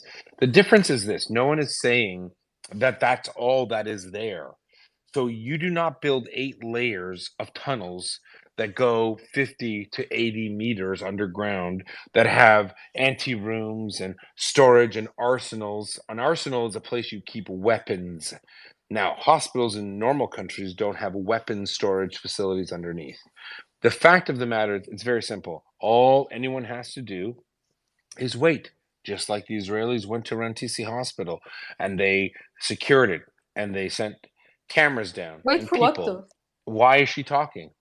And they went Wait underneath. for They what? went. If you don't mute her, this Syrian is not a girl, Syrian serious girl. conversation. Okay, Not so a hold serious on. Let me just. conversation. Yes, one thing. I know it's tense. I know people's, tempers are flare, but let's just let him finish, and then you can respond, Syrian girl. Then we're gonna go to Craig, Habiba, Veripass. But just we got to stop interrupting. Let him make his point. Go ahead. Rantisi Hospital has been secured. The tunnels are not one tunnel. It's not. It's yes. There's a basement. Oh my God. There's a basement in a hospital. You figured it out. You solved the riddle. Like, what are you talking about? There are tunnels under the Congress buildings in Washington that go from one building to another. In the Parliament in Canada, there are tunnels. Wow, there are tunnels. That no one's talking about that. They're talking about the layered tunnels, the subterranean complexes underneath. And you can argue about it all you want. You could say, well, we don't have the camera. Okay, wait a couple days. When the Israelis breach the hospital, when they secure room by room, when they mouse hole the building, mouse hole means breaking holes in walls and conducting breaches of those rooms in order to clear the building floor by floor. They will then go to the subterranean complex and they will do the same thing. And you will see those videos. They will invite the news media to go down and see. It's not rocket science. Do I think there are hostages? No, I don't. I think they moved them, right? I mean, there are people here in this room that don't think there are any hostages. They think there are no one killed, that Hamas just like glorious freedom fighters. They did, and that's fine. You can believe it all you want. But every single person in this room who first started on the 8th of October, the day after the massacre and the pogrom of Jews, they said it didn't happen. Then they said the Israelis did it themselves. Then they said there was hospitals bombs, Al-Ahli Hospital, the Baptist hospital. That it was bombed by. In fact, it wasn't just bombed, and there's 500, 1,000 dead. It wasn't 500 injured. They said 500 dead. Then they said 1,000 by the end of the night. But And then the morning Yehuda, rose. let's try to stay on topic on this because what's going to I'm happen staying is on we're topic. going to It's about go. disinformation, I Ryan. know, It's but about we're not disinformation. right. It's But a we're not discussing disinformation right now. We're discussing what's going on in the hospital right now, right? I all think of this is no. disinformation. But I'm what is getting to the hospital. I'm but getting Yehuda, to the hospital. we haven't respectfully, we haven't hit any nodes of disinformation. We've just been discussing what's could be happening underneath there, and With in the due discussion of respect, uh huh. Ryan, this is kind of my wheelhouse. This is disinformation. No, This is so I'm part of the asking problem. what is the node of disinformation that you're arguing here? You told me not to make ad hominem, so I'm not going to go there. What I'm saying to you is that you've asked me not to, so I won't. Everyone who's saying the following things: Al-Shifa Hospital, it's just a hospital. There's no one there. It's not true. And what I beseech you to listen and wait for the evidence to come out, because the truth can't be covered up.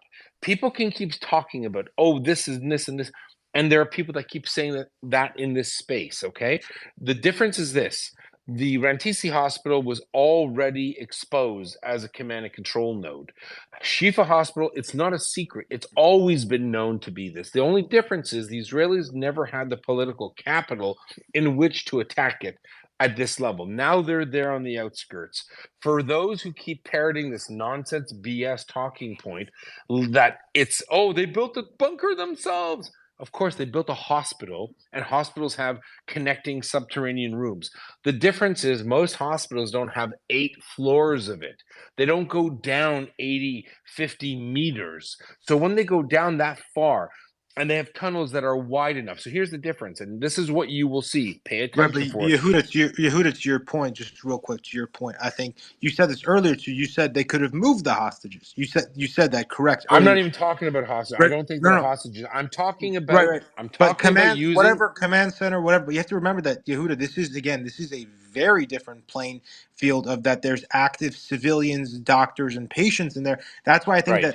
that it becomes an infinitely more sensitive topic of discussion here because you can't go in there guns blazing, and if people go in there guns No, blazing, no. Listen, no, listen. I'm not saying it. Just give me 2 seconds. I promise. Look, just give me 2 seconds, and we're chill conversation back and forth. We might be on the opposite ends of this, but I think we'll get to a linear node. The whole point of this discussion is no one on either side knows what's down there, right? You have intelligence, even the Israeli IDF intelligence that comes out. puts out broad statements of, oh, we're going based off intelligence. They don't give you a concrete answer of what's down there, right? You yourself, we have some people that say that there are hostages down there. You yourself said there are no hostages down there, that they would have definitely moved them by now. There could be a cell down there, but it's been several days. They could have moved everything out there. By the time they get down there, it could be a brand new thing down there, all cleaned up, and they could have vacuumed after themselves too. So I'm saying is like, we don't know. Like you said, we have to wait to see what happens. So I think any form of declaration of what's down there, or it's a cell, whatever, X, Y, Z, is, as you said, a note of disinformation now until we can get a proper understanding of what's down there. I And we're think going that's to know the soon, part. right, Ryan? I mean, just one second. let Well, me we're going to Can I know. respond to respond? Ryan. Let me No, respond. no, you can't, Sierra Engel. Just 1 minute. I think, Ryan, that's a really good point, right? I think that the Why? counterpoint that I think the counterpoint that I would make to that, though, is so you've seen, right? They've encircled, like, clearly. If you look at the topographical map, right, the military map, they've been slowly moving in towards this hospital, right? So I think that this hospital is a very high valued location for them. So I tend to believe that they do have extremely credible information, because it would be disastrous if nothing's there. It's not just going to be a little bunker like some people in the space are suggesting. I think that probably I would lean to believe that it is a command center, simply because why devote so many resources? I know that the pushback will be, well, they have to show something.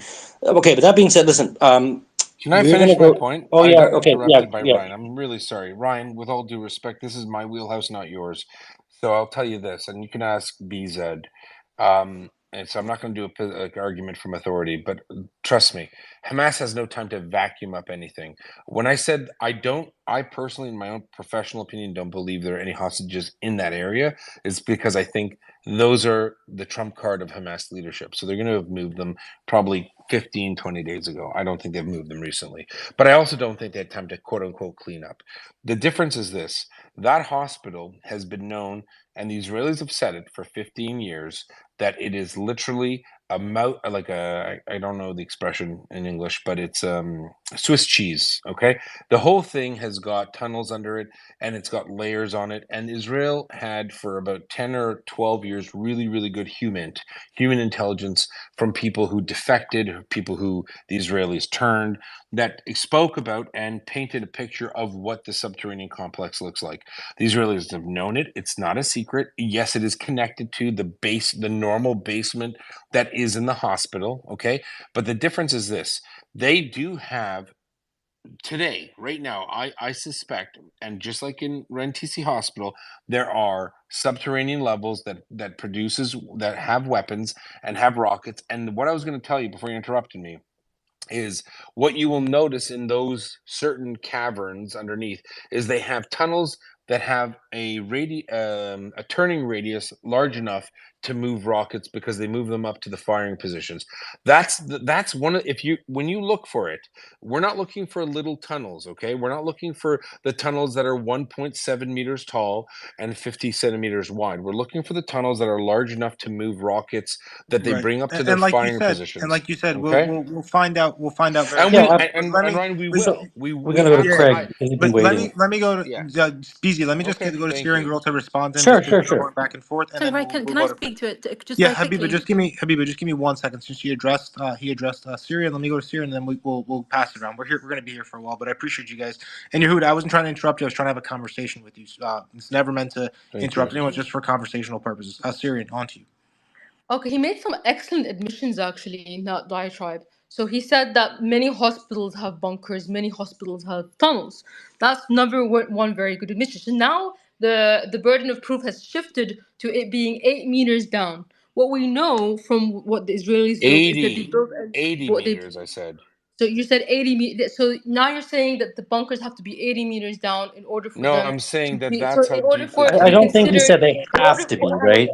or right, but he said that we have to have something super substantial and not just a shallow bunker in order to somehow excuse Israel's bombing of the hospital. So that's an interesting shift, and he's also admitted that there's no hostages down there. So essentially, what he's saying is that he wants they're bombing the hospital for an empty tunnel that they built in 1983. Now, the tunnel network that they It's built in not what I 1983, said. we don't know Don't put how words in my deep mouth. that is. No, no, you said it No, yourself. that's not what I said. And You everyone who said listened can know you that's not what said I that it said. has to Stop be lying. eight. What Yehuda, you're just saying let is her that finish it's the okay to conversation. kill.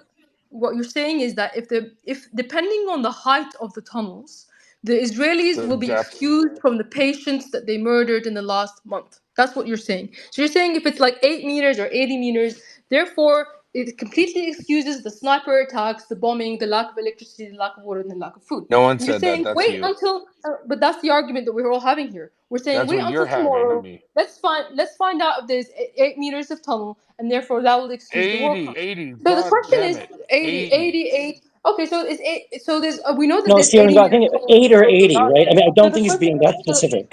so okay, we're arguing about the length of the tunnels, right? The That's what we're depth, arguing the about. depth of the Eight, tunnels. yeah. Open your Okay, so ears. we're saying that if the depth of the tunnels are enough, that will mean that it's okay for Israel to raid a hospital, deny them No, it means electricity, it's a command and water. control center.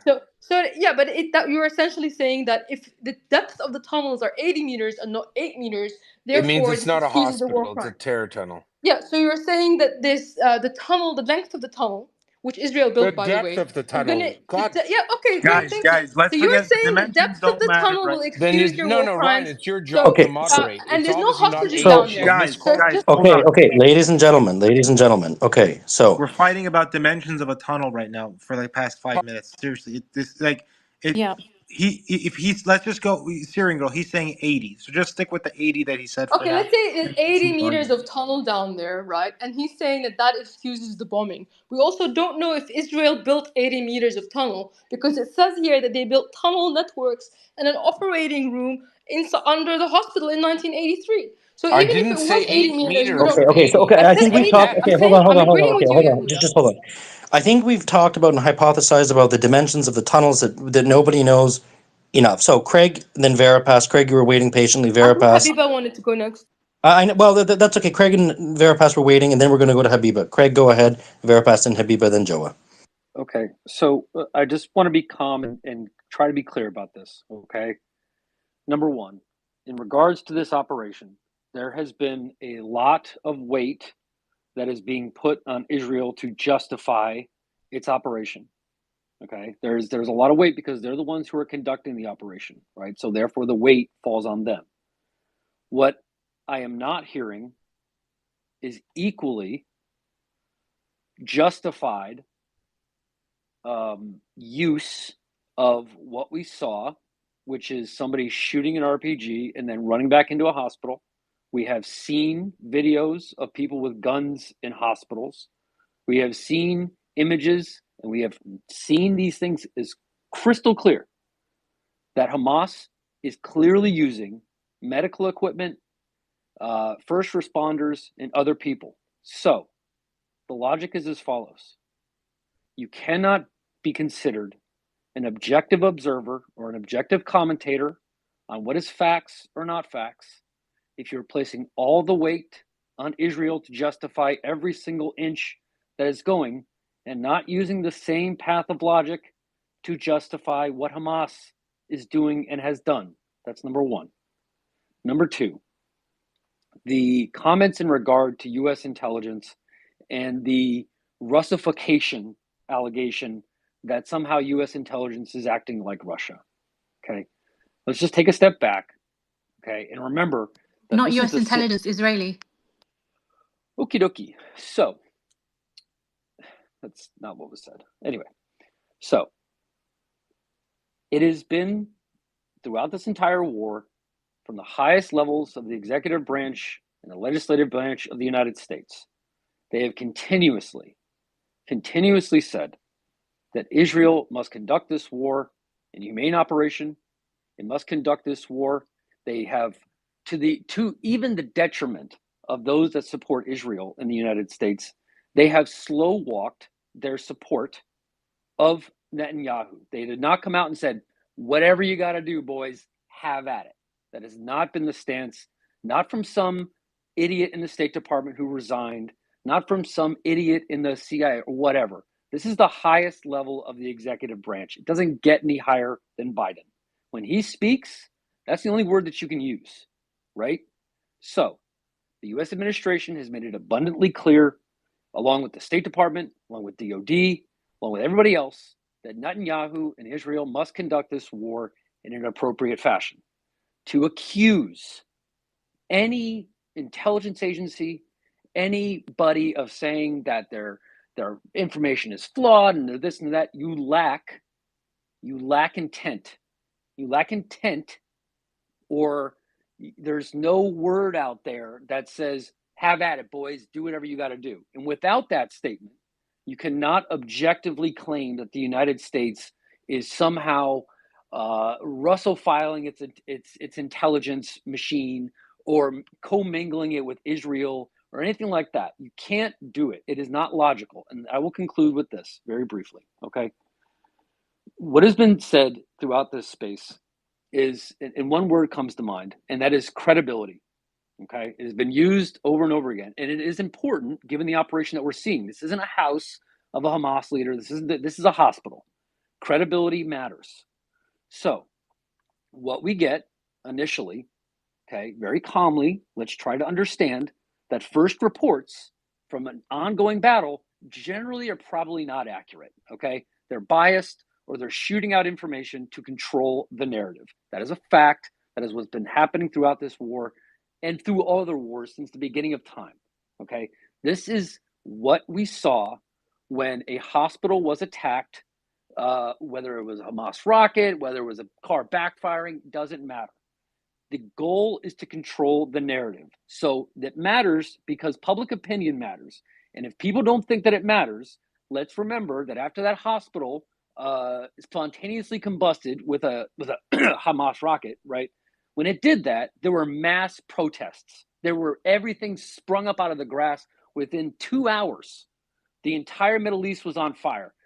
Dawn broke, just as me and Michael had said, right? At that time, we said, let dawn break and let's see what happens. That's not what people do when they try to control the information space or the propaganda war. They respond immediately. So I would caution people that are listening and are objective and trying to understand facts. Okay. When this operation took place, okay, people are going to try to get into your ear. They're going to try and tell you things. They're going to try and do this. And if you need a crystallization, remember back to the information that we had with that hospital that was bombed, quote unquote, whatever. 500 people, 1,000 people, the same operation is taking place now by different people. So my only comment is that people need to remain objective. They need to wait for the quite literal dawn of light to see what is going on. People bombing hospitals. If somebody's dropping a bomb in a hospital, you're going to see blast patterns. You're going to see shrapnel. You're going to see all kinds of other stuff. It was a small arms fight. You're going to see broken windows. You're going to see bullet holes. You're going to see those things, okay? That's what you're going to see. And I don't care what anybody else says in this space or what they see. Use your eyes and look at what you see. That is the determining factor here. What we're talking about, and I'm going to conclude on this. Forgive me, B and Brian. I'm going to conclude on this, okay? Please, please, please. When Israel produces its evidence, when Hamas produces whatever evidence they might have, you cannot say, oh, I support Israel, I'm going to support this. You have to look at them objectively because that's not what happened several weeks ago when the entire Middle East population exploded in rage and indignation that Israel bombed a hospital. And to say that the information, with all due respect to the host in the space, the information space is absolutely critical because that's what took millions and millions of people to the streets when that hospital was bombed.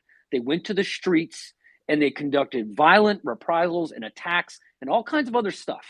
And it was based on something that just was not factually true. So Craig, are you aware of the New York Times article today? Okay, I don't believe you're aware. Okay, so let's be absolutely clear. I'm telling you. Craig, land it so I can have Joe respond. I am going to land. This is it, right? Here come the wheels. Okay, flaps up. I'd like to respond, please. There is no evidence, zero evidence that whatever munition was used at that hospital was Israeli. Zero. End of story. There is none. Blast patterns, shrapnel, crater have no earmarks of any single munition that is in the Israeli arsenal. Okay, a mortar would cause more damage than that. A 155 shell, a 120 shell. I am telling you for a fact it was not an Israeli munition. There is, you can seriously Google blast patterns. Craig, then let's let Joe respond. Then. Thank you. Joe, go ahead. Yeah, I mean, the article today in New York Times posts new evidence showing that it came from IDF No, which regardless of hospital are we talking about, Joa? regardless Sorry, which hospital are we talking? Al-Shifa. Shifa. Is It's that, in the. I posted it in the Shifa. nest. wait. Is that the Yeah, Baptist one? and That is it the same regardless, one? hold on. No, No, it's Shifa. oh, okay. Regardless of which one is right, okay? People are saying could have been a weapon with airburst capabilities that came from IDF. New York Not Times possible. Not possible if it's a hold on, crater. let me just Not finish, Craig, Craig. possible. Craig, Let guys, me guys, guys, finish. guys. One at a time. Let Let me Joe finish. finish, then you can respond. Joe, I'm go ahead. what I'm playing to your point, Craig. You have to listen to who the story's coming from. I do believe certain people tried to be very biased. I believe certain people tried to be unbiased. And there is evidence that points to both sides. One, New York Times is typically credible, and you might say, no, it's What? not because I know weapons and this didn't happen. But that is a expert opinion, but you're also not there. So please, whoever's listening, listen to who's speaking, understand their bias, and make up your own decision because there is evidence that points to both sides, Craig. Okay, so I'm just going to respond very briefly. Okay, just Yeah, very, go very ahead, Craig, briefly. and then we're going to go to Veripass. Okay, yeah, He's been waiting the I think longest. Go ahead, Habiba Craig. wanted to respond, I guys. know, but absolutely. Veripass has been Okay, waiting since so the space opened, so go ahead, Craig. let's let the moderators moderate. Okay, let's let them do their jobs. Okay, all Craig, I'm please gonna go ahead. Craig, please go ahead. all I'm gonna simply say, okay, is that don't listen to the source. Don't listen. Listen, there's too much disinformation going around to listen to me or to Michael or to Habiba or Syrian girl. Use your eyes and do your research and see what that is. Don't try to funnel your information through individual people. Use your eyes. Look at people who have experience in munitions and explosions and blast patterns and all the rest of that stuff, and you will have a better understanding as to what took place. That's all I have to say. Thank you, Ryan. Thank you, Ben. Thank you, Craig. All right, Yeah, so let's go to Veripass real quick. yeah. Because Veripass, and then Habiba, I'll come to you just because you've spoken. Just Veripass, go ahead, and then we'll go to Habiba. Hey, thanks, guys. Hey, I have 2 points. One point, just a common sense question. If there's a raging gun battle coming from the hospital towards the IDF, doesn't that sort of indicate that there's bad guys in that building? Unless it's the doctor shooting at the IDF, but I don't think it is. So we have to wait and see what tomorrow looks like. I think to Yehuda's point. And I would like to pass and yield my time because everybody's been talking to Yehuda, and I'll tell you the reason why. Tonight he had somebody up, Farfel, on there. And Yehuda, you need to get up. Farfel knows more about what's going on over there than most people because he's as old as that hospital. Why don't you tell him what he said was under that hospital and under that area and how big those tunnels were? He can't speak right now. He's not in speaker position. There he is. Who are you asking? Sorry, I think he's Veripass? asking Yehuda. Yehuda. Yehuda. Yehuda's not here. He Oh, had He's Yehuda. not here. Get up and talk about he isn't. No. Oh, damn. You can ask me So about he had Veritas. he. So I'll take his time if you listen. want. I think. So Well, the first of all, hospital. yeah, Yeah, no problem. Syrian I can take girl. your time. Listen. You bring up these points. A bunker with one room. Well, let me tell you, from an operator standpoint, makes it real easy. It's one door in, one door out. I'll be able to handle The that problem. response was fair Yeah, pass. it's just be quiet. But if you're up, why don't you get up Listen, and just say how big Farfel's places were? Because what he was talking about is the depth, the length, and Mario covered it today. And it's interesting that Mario broke it before the White House released it. So it indicates that people are looking at what's going on open source. The IDF is saying open source. We know about the tunnels for years. There's papers written at defense universities all over the world. So, they're putting the pieces together. Do they have a secret weapon? No. They're looking at what's going on, but I don't know if he's up, and if he isn't, I digress. We'll see. We'll see again, like you said. Tomorrow it'll open up some eyes. So let me actually go to Habiba. Habiba, go ahead if you want to respond. You want to respond to someone beforehand because you had your hand up, and then we'll go to Michael after you. And Yeah, then Craig, it's just that you keep lumping us all in, and I've refused them just categorically. So again, I'm speaking from a person who's a U.S. taxpayer, and I'm speaking in terms of U.S. interests. And when you say that it's just up to Israel to make these decisions, it's actually not true. And the U.S. is culpable That's because not we what I are said at all. That's supplying not and what I said backing at this. all. Right, but you're Okay, making out that they're acting as if we're not related on this side of the so fence, let and me be actually absolutely allies clear. do have to concern themselves. So let me be Yeah. absolutely clear. As a U.S. taxpayer, okay, sitting around eating my food, paying my taxes, okay, I serving in the military, okay, let me just be absolutely clear about something. what the United States government says, any American will tell you this. You walk down the street and you ask any American, doesn't matter if they're Democrat or Republican, you say, do you believe the government? Nope. Every single person in the United States will say that, okay? Because as an American, we have natural distrust of government, right? That's just true. So in that vein, okay, you're going to pull out the U.S. taxpayer stuff. We have gone through enough wars, we've gone through enough stuff. I've buried enough people to believe and to understand that what the government says is not true. And shit, my parents believe that, right? So I'm just telling you, as a matter of fact, people, if you're going to put credibility on Israel, then I'm going to have to turn around and say, you have to prove to me that Hamas is credible, right? So you can't just always be Wait a on one side. second. No, no, no, This no, is no, where I, no, no, no. hold on. You're treating me, hold on. I'm not You treating you keep anyway. You're the one associating that me. said And you're the one that said no, Putin. no, Craig, excuse me, can I speak? You said Putin. So what I'm trying to get at is you're saying that they've got the similar level of culpability. I'm not concerned with that. I'm concerned that the US is backing a genocidal actor. Okay. And that's where our culpability comes in. So So okay. when hold on, I'm speaking. Okay. Excuse me, when Senator Chris Van Hollen asked the SecDef whether or not the US had an obligation to look at civilian casualties as a sponsor of Israel, that is the question that I'm asking, because that is the question that we are concerned with here. So when you take a step back and you look at the 10 hospitals that have been attacked, and you look at, forget bombs, forget Hamas, and I'm concerned with civilian casualties and sponsoring this, right? Sponsoring this genocide. When you look at the number of casualties, when you look at the fact that these hospitals have been bombed, as the New York Times article you can see above has shown, right? It was bombed. The Shifa hospital was bombed by the IDF. People were killed. A sniper killed doctors and nurses. These are war crimes.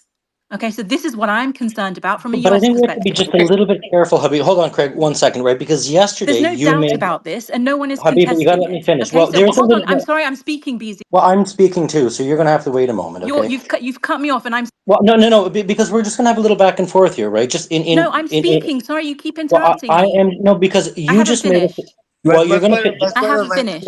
no, because I want to just point something out that I think is very important, right? Yesterday, you You said that there haven't. were I haven't Israeli snipers. finished. You said there were Israeli snipers in the hospital, right? MSF said an You said, Israeli Um, sniper you said, attacked Shifa okay, but Hospital. you also said Yeah. that the hospital was flattened by a bomb, and clearly it hasn't been. No, I didn't say flattened by a bomb. That's not You true. We said it were was talking about bombed. You said it. Ramsey.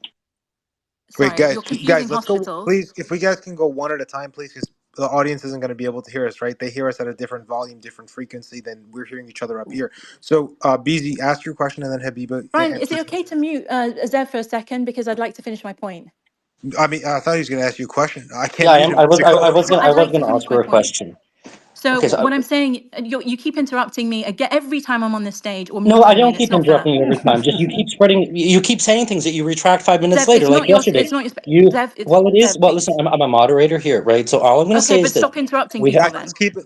Guys, let's please Okay, keep so it. Habiba, okay, Let's you're keep. gonna go in a moment, right? I just wanted to make the point that when we're talking about concrete, verified information, your story has changed because yesterday you said there were snipers in the hospital. Now you're saying that there's snipers outside of the hospital. You've accused me and everyone else of spreading disinformation. I just wanted to point that out. I will not interrupt you again. Thank you. Well, Sorry, one he second, just, one second, one second. What, Habiba? 1 second. Sorry, I'm sorry, but I have to fact check something. Okay, I looked at that article. Let me be absolutely clear about the munition that was used. That was not an artillery shell. That was an illumination round. That was quite literally a flare. Read the article. That was not it was not a warheads round. That was nothing. You can read the article for yourself. Craig, I've Even the read it, experts on and the all it ground. says Yeah, is yeah. that It's Israel's an claim is illumination round. It's false. not an artillery shell. Stop I saying it's a know it's an bombing. illumination round, and I know what the Yeah, so that difference means is. it's not an. That's not an But aggressive that's not munition. what Israel claimed. Israel claimed that it was in the case of the other hospital, in the case of Al Ahli, that it was a PIJ. New York Times disproved that. Today they claimed again that it was a shell. Sorry, it was a PIJ shell, and again the New York Times disproved it. Let me And be absolutely Israeli clear. intelligence is flawed. Okay, from Okay, the so people let me that get are back to okay, my original okay, point, okay. please, Wait because one people second. You keep just made a interrupting claim. me. I have to fact check this in live Ryan, time. can you mute That Craig? no, excuse me. Craig, This is a Craig, fact check. Craig. One One second, Ryan, second, sir. I think This this is is guys, not fair because critical. they don't know. guys. 1 second. I promise everyone I'll let you guys go. I'm trying to keep it as balanced. Let's please let her land her plane so she doesn't keep saying people are interrupting here, and then we will cycle. I promise. We're trying to keep it chill, calm, collected. Habiba, please try to land your plane as fast as you can, and then we'll go to Craig. Habiba, go ahead. You're muted. Yeah, sorry. I think I kept being muted. Continue in it. It's the So double what I'd glitch. like to say again is to take a step back, and to look at the attacks on hospitals, which are war crimes, which aren't justified, which are sponsored, and US has an obligation in these instances by the Geneva Convention, which is why people have sued, unfortunately, the US government for it. It's not about speculative or anything like that. It's literally to do with what our legal obligations are in terms of prosecuting this war from this side or from an allied perspective, whether or not you're British. Habiba, you cut out again. She cut out. Thanks. Habiba, you there? Can I say something? Can I just very briefly? Craig, This is gonna take just 15 1 second. I just seconds. want to make sure she's done. I promise I'll give you the equivalent amount of time I gave her. Habiba, are you there? If not, we'll go to Craig. Going once, going twice. All right, Craig, go ahead, please. Okay, so let me be absolutely clear. What is in that New York Times article? Okay, people, please, yes, follow Habibi's advice. Scroll up, click on that link, scroll down about 5 inches, right? 1, 2, 3 scrolls. You will see that that was an illumination round. What an illumination round is that it's meant to provide light to a space. So what happens is that it is shot in the air. Okay, It's a flare, essentially like a big flare. it's well, in a sense, yes, right, but it does not have an active warhead. Thus, it is not a munition. Thus, it is not meant to cause casualties. Thus, it is not the Israeli government trying to bomb hospitals. This is the point that I made regarding the information space. People have to stop listening and click on a link and look down, and you will see that that was a flare that was fired whose parachute failed and it fell onto the campus of the hospital. This is Guys, so enough. Like these we'll are do it this. lies We'll put the after article to lies. bed. Craig, let's put the article to bed. Listeners can go ahead and check it out for themselves. It's on the New York Times website or wherever it is. Go ahead and make the decision for yourself. You're all adults. I assume you're all adults if you're up I'm this looking late. at it, and it But actually says Siri, there was a projectile and a thermobaric Oh, weapon. be So quiet. about Will you stop credibility, this hang on. nonsense? What guys, This is Habiba, let nonsense. civil. what Habiba's Habiba, drop. argument is, Israel claimed twice now that it didn't bomb a hospital and it was Hamas or like Islamic Jihad wayward missile, and twice now they've been debunked by the New York Times. And Craig, you actually said that The New York someone was Times doesn't quoted. debunk Hang on, anything, Craig. by the way. Hang on, Craig. You actually said that there was a weapon inside the hospital, but it turned out to be a baton. So let's also I remember didn't that say you that. have I no did not credibility. say that. I never said anything like that. That's patently You guys false. on the space said that And if this you're was gonna the use guy, if there's a you're gonna use picture the of a word bomb, let's use weapon. the Okay, word bomb And appropriately. so I'm looking at a New York Times article. Am Yep. I correct, Yep. Ryan? Does it say thermobaric weapon? And does it So say Siri, I'm not actually projectile? looking at the article, Thermobaric but weapon. Right. What the Yeah. hell? Okay. So let's let me let's pull just it up. let people read the article. But Yeah, the let's point with is this that you guys article. have been Let's making a lot of claims and you've continuously been completely debunked. No. I have to stop. I have to stop. I'm so sorry. Okay, So please Craig, be. let's I'm trying to not, be guys. Let's respectful. not, Craig. Respectfully, hold on 1 second, guys. Respectfully, look, I tried to put this to bed because I don't want to make the whole space about this because any second now, Thank God you. forbid, something can go off. Thank Right? you. You're all Thank you. adults in this space. They can go and read it, whatever they want to. You can call it a flare. She can call it a projectile. It's up to the reader to decide what they want and what they believe, right? And the good thing is this is put in print, so you can decide it. So if Syrian sees it one way and you see it another way, that's your opinion. That's on how you see it. So let's just please move on to something else. Yeah. Joe DM But me. That is, Habib is back. I think we should Yeah, I allow had him a the question opportunity. Just for. hold on, Joe. Habiba came back. I do think we should be allowed to. She sure, should of be allowed course. to finish her Habiba, go point. ahead. Go ahead, Habiba. Okay, I appreciate it.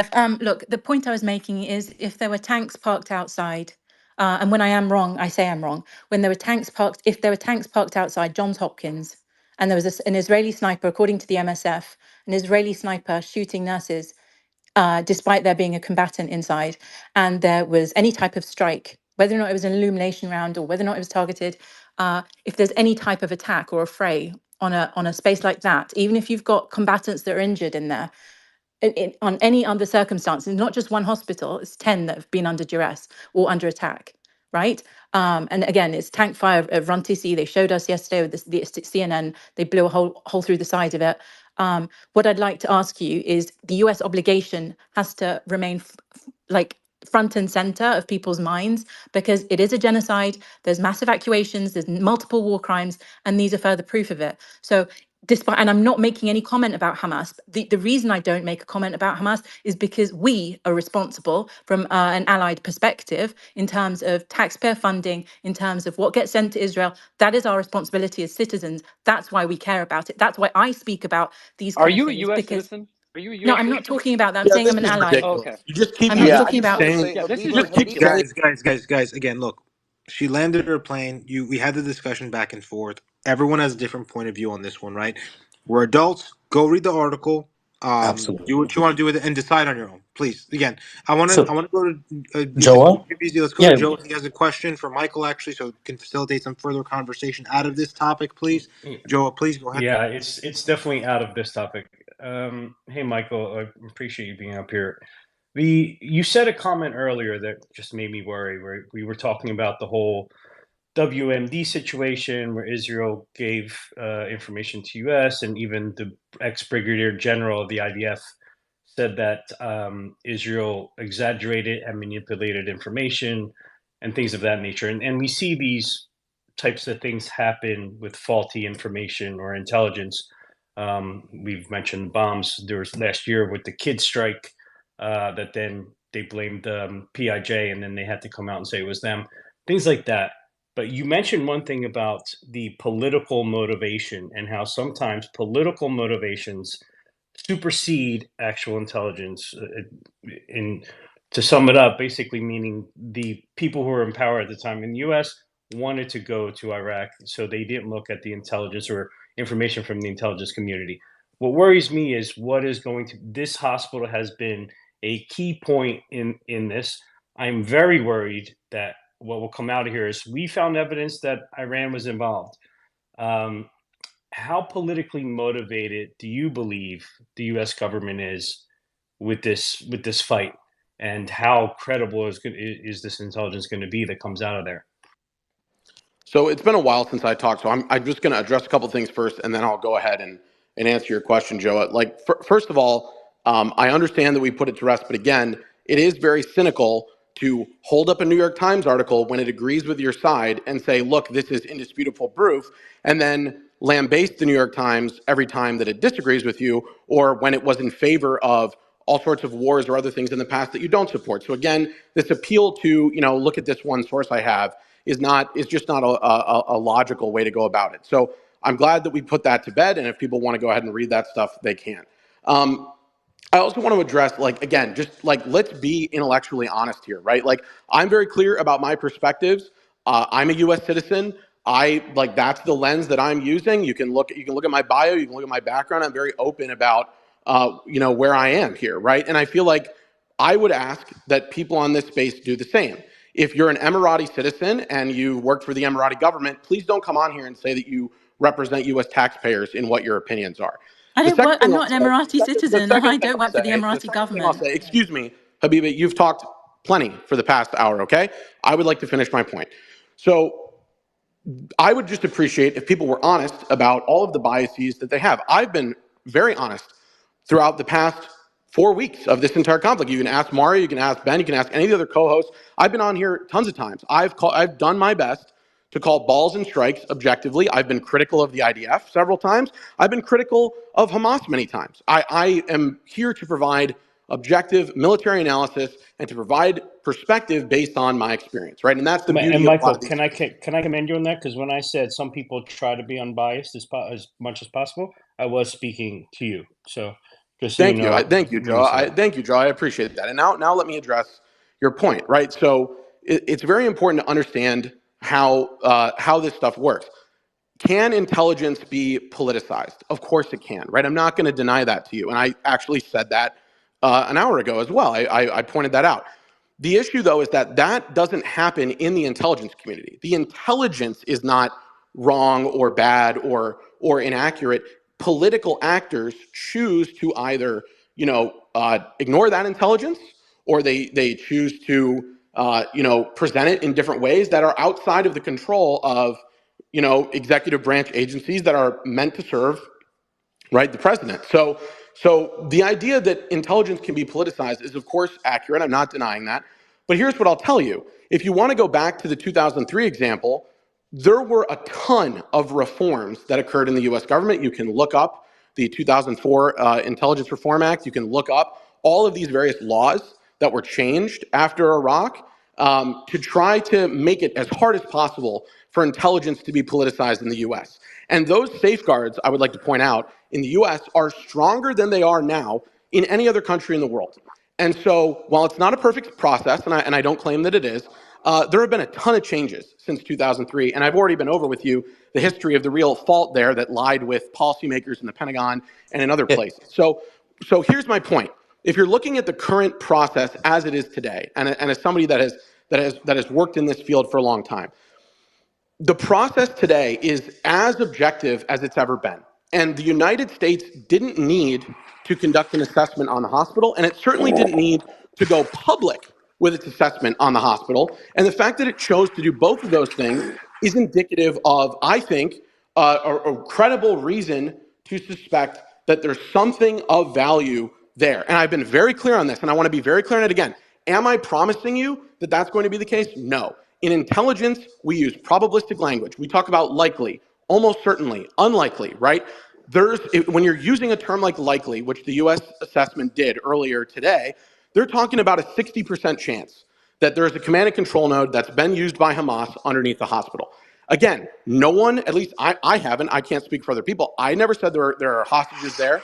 I never said that there are going to be people down there, sitting on a computer typing away as the Israelis bust the door in, right? That's not how this stuff works. So my point is only that for the US to make those assessments when they don't need to is an important indicator that's worth discussing. Is it proof? It's not. I'm not claiming that. I've been very objective about that.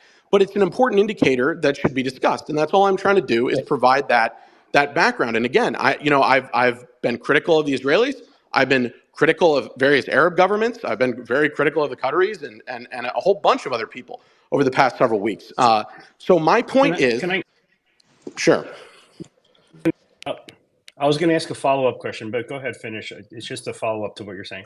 Sure, but my point is just again, like, please don't take things, out of context or take put words in my mouth. That's what I just summarized for you is the point. That's it.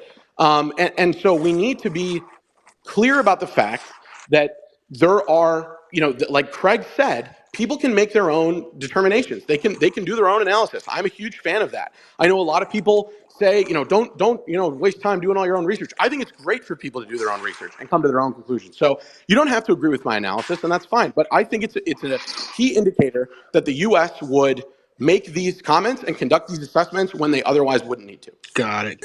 Thank you, Michael. Joe, you had a follow-up question? Yeah, basically just taking lessons that I learned after Iraq, like a lot of international sources, intelligence sources were saying they didn't exist, such as the UN.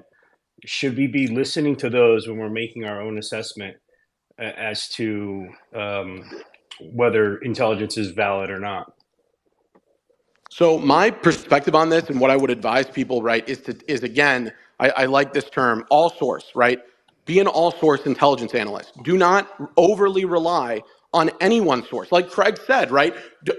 Whether it's me or Craig or anybody or Habiba, anybody, right? Don't over rely on one person and don't over rely on one source, whether that's the UN, whether that's a certain government, whether that's Amnesty International, whatever it is, right? Make sure that you're seeing corroboration of the facts in multiple sources, right? That is the core to any good intelligence work. So I don't know. I don't think you can just hold up the UN or hold up the New York Times, right? We've talked about that, or hold up any one source as to that this perfectly proves my case. Right, I agree with you there, Michael. Because as Mike, we we've seen, agree. even as early as yesterday, we saw, like, for example, they pointed at a piece of paper on a wall that turned out to be a calendar and said it was like a list of names of like terrorists. So there's stuff that needs to be taken with a grain of salt initially until it can be examined, determined, and then put out. So I agree with you there. You should take multiple sources. That's essentially the note of the conversation. But let me go to truth. Can I also agree with that, Ryan? Because Sure, go ahead. Mike, you're absolutely right. You do have to take. This is what we're just begging you to do. To not take the IDF side uncritically. Particularly, the reason I'm concerned is, again, it's damaging US interest in the sponsoring of what we believe, or what many of us believe, is a genocide, and just to be really careful about taking that information at face value. And this is Can I why just people are quickly fighting this disagree with information war. Michael? I want to No, disagree I'll with come to you Michael. in Syrian. Just I'll very, come to very you in a Yeah, quickly. and second. okay. So Because we have to get to the he hands. said, We have to Searinger. We have to get to the hands. We're going to come right back to you, but we're talking Brandano. about Could what you just do Michael me? said. Yeah. Habiba So said she Brandano, agrees, Joe wants to Could you just I don't mute your agree. mic, because I'm getting a lot of feedback noise from you. And also, so I don't know who was next, Ryan. Whoever had their hand up, but I will also point out Brian something called on else. me. Yeah, Yeah. real quick. So the rich. BC, real quick, just so we can bookend this topic. Let me just get Sure. Syrian. If you can quickly give me like a 30-second your response in 30 seconds, and then I want to go to Truth because he just got here, and then FL who just got here. So just so I can bookend this, so we don't come back to it in like 15 minutes. Syrian, go ahead and close the bookend this for Thanks, me. thanks. Michael said that we should take New York Times as credible whether they're pro-Israel or not pro-Israel. The That's not owner what I. of That's not what he said at What I hang said. on, all. hang on. That's No, literally he said not that even close to what hang I on, hang said, on. Syrian girl. Michael And said, Syrian girl, let me just I appreciate okay. Let you. me I be appreciate your represented. perspectives. We've had some good back and forth in the past, but you just can't do that. You just can't not listen to anything I say and then say I said the opposite of what Sorry, I you said just said. CNN. And I'm so, no, I didn't. And No, I'm it so didn't. glad that these spaces are recorded. Yeah, just good. went on a 20-minute rant about how you can't just trust one article from the New York No, I'm Times not or saying CNN that. I'm or not whatever. saying that. That's my I'm whole saying point. you. No, no, you're saying. I'm sorry. Let me recharacterize it. You said that we are these people. They 1 minute they trust the New York Times, the next minute they don't. There's a reason for that. The reason is that the owner of the New York Times is a Jewish American that comes from New York, so he has biases. So when I NASA don't Whoa, agree with raises whoa, any of foreign that. whoa, hand, whoa. No, no, hold on. I'm going to address that, Ryan. Excuse me one second. Let's keep Yeah, yeah, guys. yeah. Let's So please first of all, the Salzburger keep family. religion out of Yeah, this, yeah, yeah. So right. please. So the Salzburger. I'm going to just address that. So we're not going to go into Islamophobic comments. We're not going to certainly go down Zionist Jewish comments here, and girl. If you keep that up, you're just going to be removed. And I will point out the richness of people taking the initial reporting by the New York Times, in which 1,000 people were dead. Everyone in here was saying, "See, the New York Times reported it." Then that was proved to be untrue. But now that it's been quote unquote debunked, right? This missile flare thing, whatever people see, they're right this time. But here we go. We don't use religious attacks, okay, or ethnic attacks, and it just let's not do I'm that. not Thank you. attacking his religion or ethnicity. I'm Well, saying he's let's not go American. down to I He's so don't think she American. was okay. attacking. So Yeah, we are just not yeah. okay. We are not going to. Yeah, we're not going to do Let's that, not go. Syrian girl. Thank Let's you. avoid. Let's all avoid that. Let's mutually agree on to avoid that one avenue. But Syrian girl, go ahead, land your plane so we can bookend this and keep going. You there? Okay, sure. So it's an American newspaper. Can we at least acknowledge that? Yes, So yes, we can. It's an when American. an American newspaper says something that doesn't support the Israeli or American side, that adds more credibility because you have to think about the source's bias. Yes. So when you can't just say, "Oh, if you believe like New York Times this time, you should believe it." Other times when it's against you, because you have when you deal with sources, you have to consider the bias of the source. So if, for example, if the other side were saying that something that supported the Israeli side, of course you take that with more credibility than if the Israeli side was saying something that supports the Israeli side. Correct? All I'd like to say is that I don't Well, agree with any correct. anti-Semitic attacks or anything like that. I Thank you, didn't say Habibi. Furthermore, anything That's anti-Semitic. You Habiba. guys That's good. are That making doesn't it need to up. be.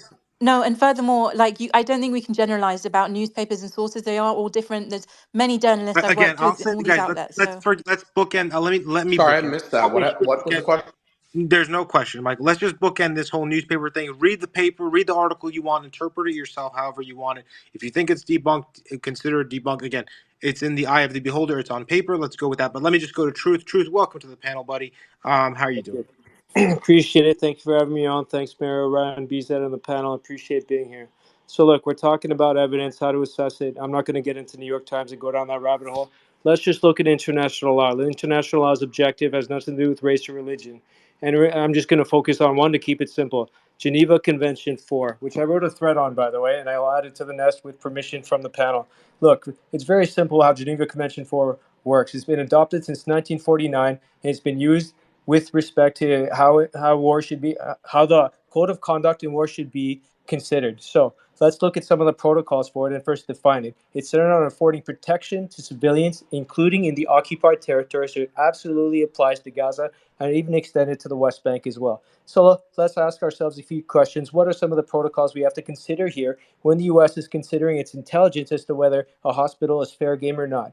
Has Israel established hospitals and safety zones for children under the age of 15? They have not. Have they ensured access to essential foodstuffs, clothing, and tonics for children in areas that are under siege? They have not. Special care for children who are orphaned or separated from their families? They absolutely have not.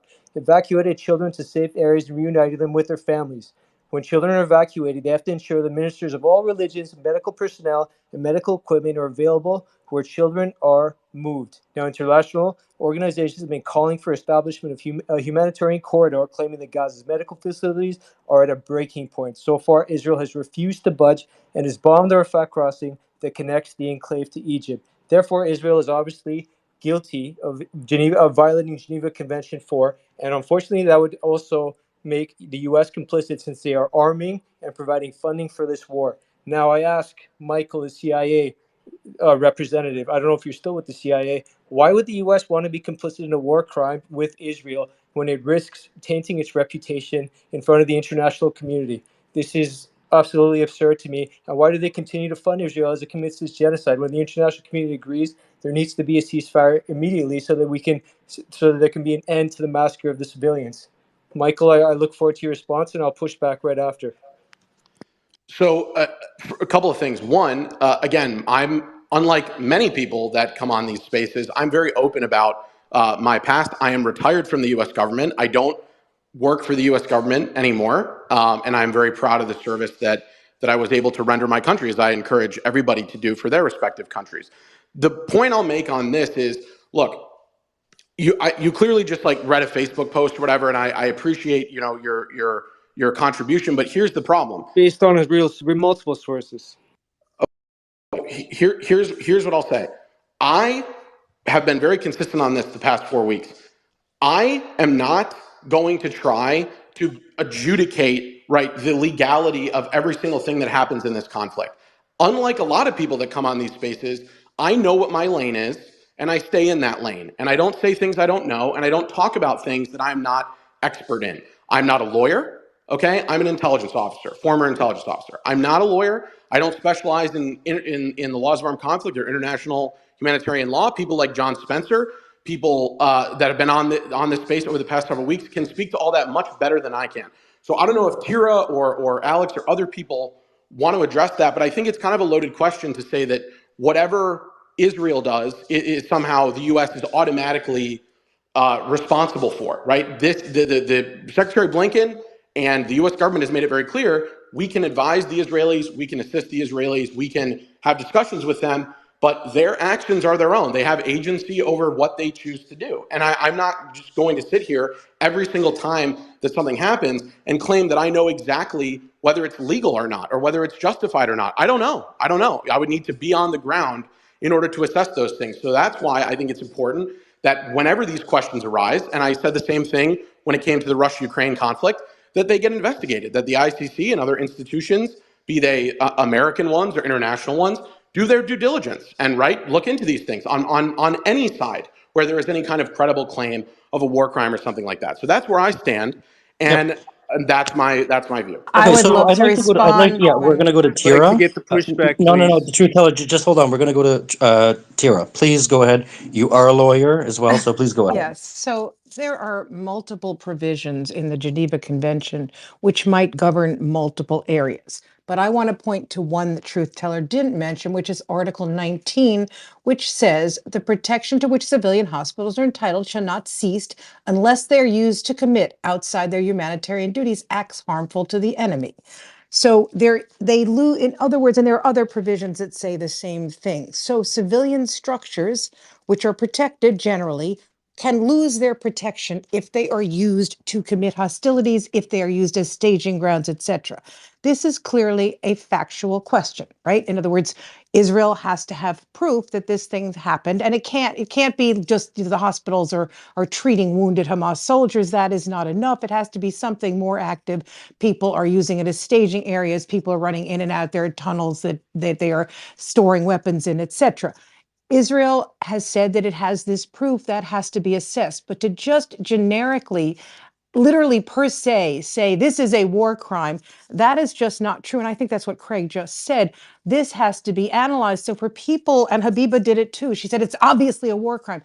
Well, it's actually not obviously a war crime. It has to be assessed. Israel's intelligence has to be looked at outside of the fog of war, because right now we are getting some conflicting narratives. We have some information that suggests this.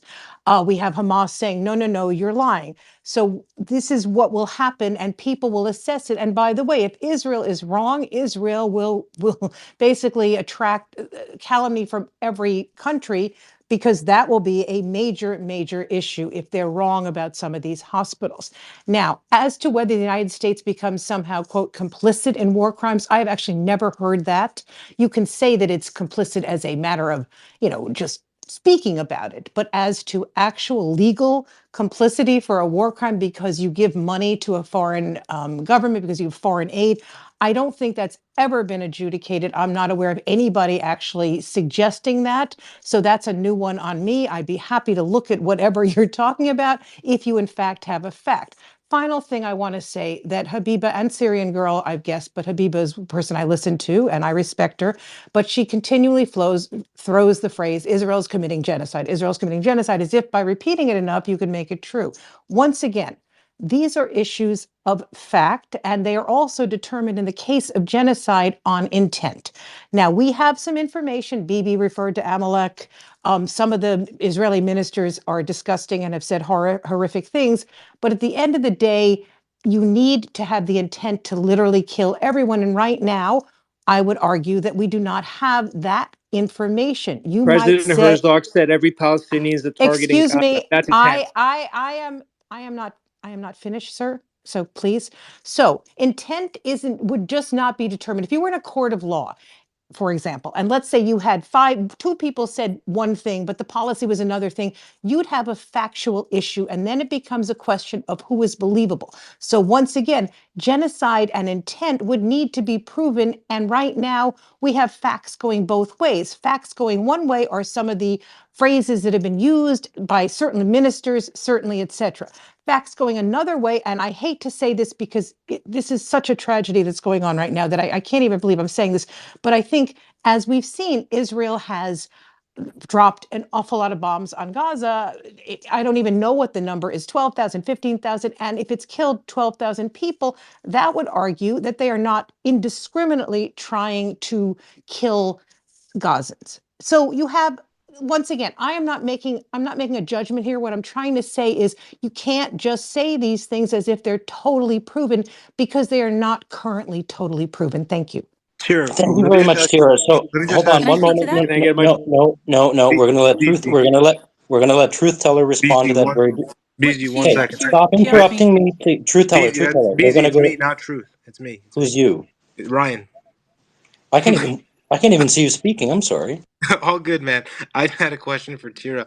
Tira, I just want clarification on what you said. So you said since they dropped 20,000 bombs and killed 12,000 people, they're not killing indiscriminately? Is that what you're What I saying? would say is that does not give credence necessarily. That would be something that Israel would point to and saying we have no genocidal intent because How we're not, so?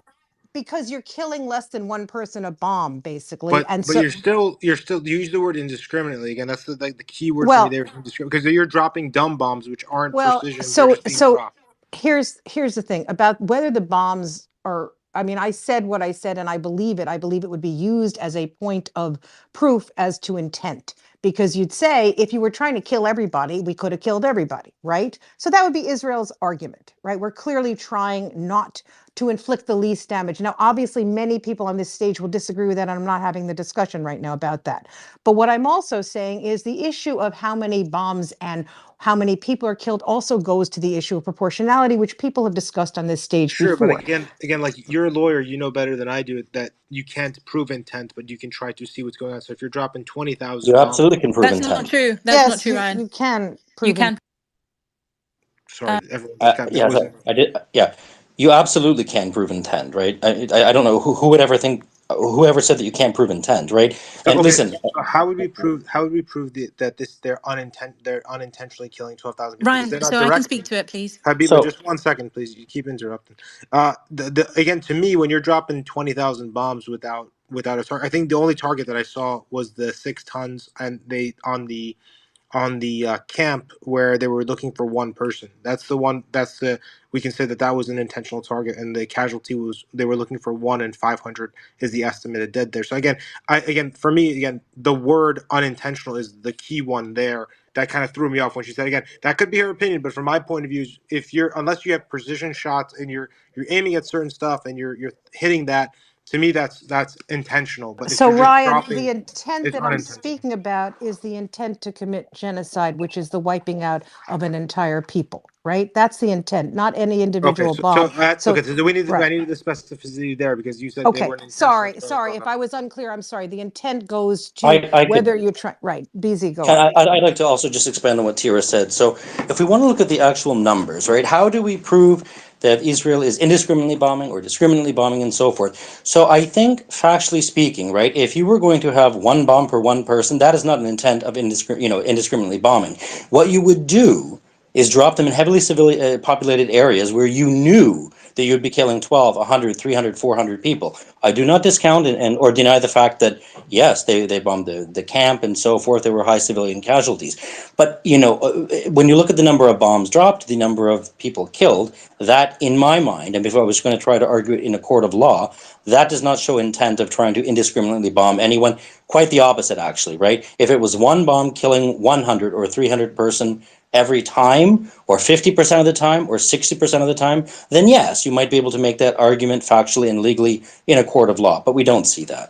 I wanted to give Truth Teller a moment to respond to Tira, if that's okay. I cut him off earlier. I apologize when I was yelling at you. I thought it was you talking. I couldn't see Ryan speaking, and All you two good. gentlemen sound All alike. good. Go ahead, Truth. Truth Teller. No offense taken. Thank you for the apology. We keep it civil here. Thank you, BZ. Thank you, Ryan. Thank you, Mario.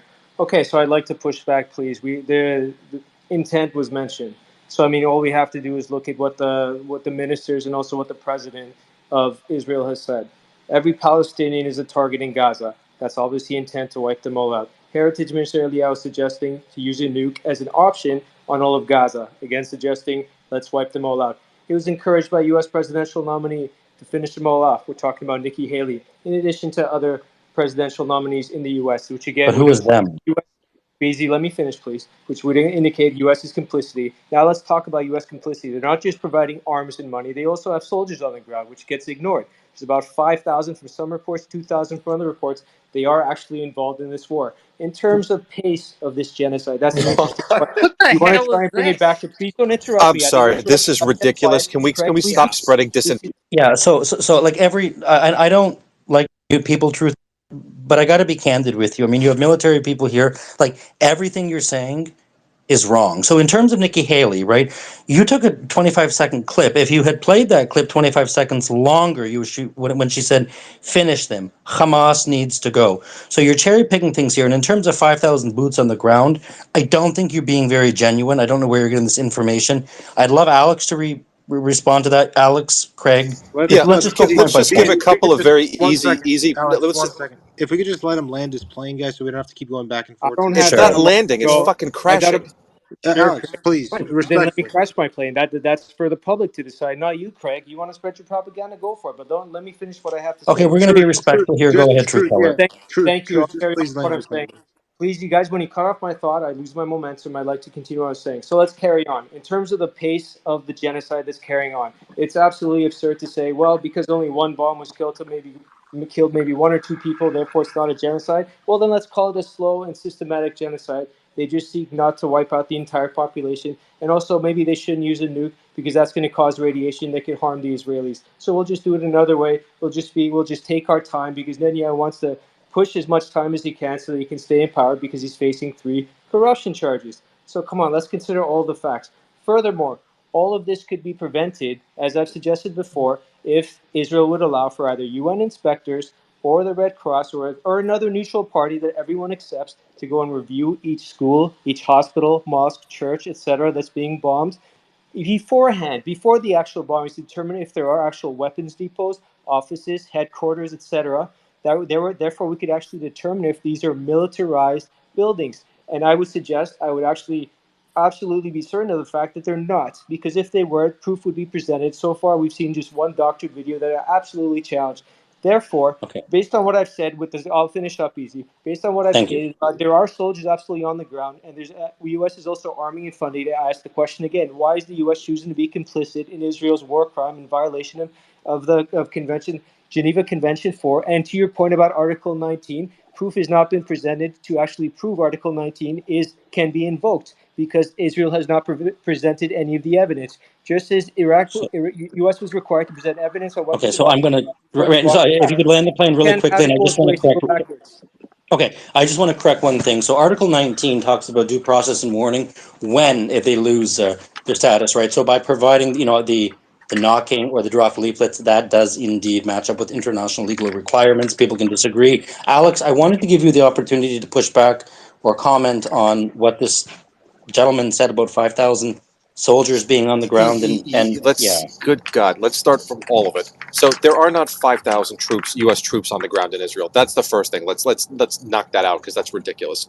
That's the first part. Second, what army is Nikki Haley in command of? What army is anybody who comes on this open space and says dumb things every once in a while, where they make comments about people where you have to correct them about not making statements about people, which just happened 20 minutes ago? What army do they control? The answer is none. The same thing with the other ministers in charge of bathroom management, whoever it was, that are in some made up position because of the coalition that's going on right now. None of those people are in command of any forces of anything that's going on.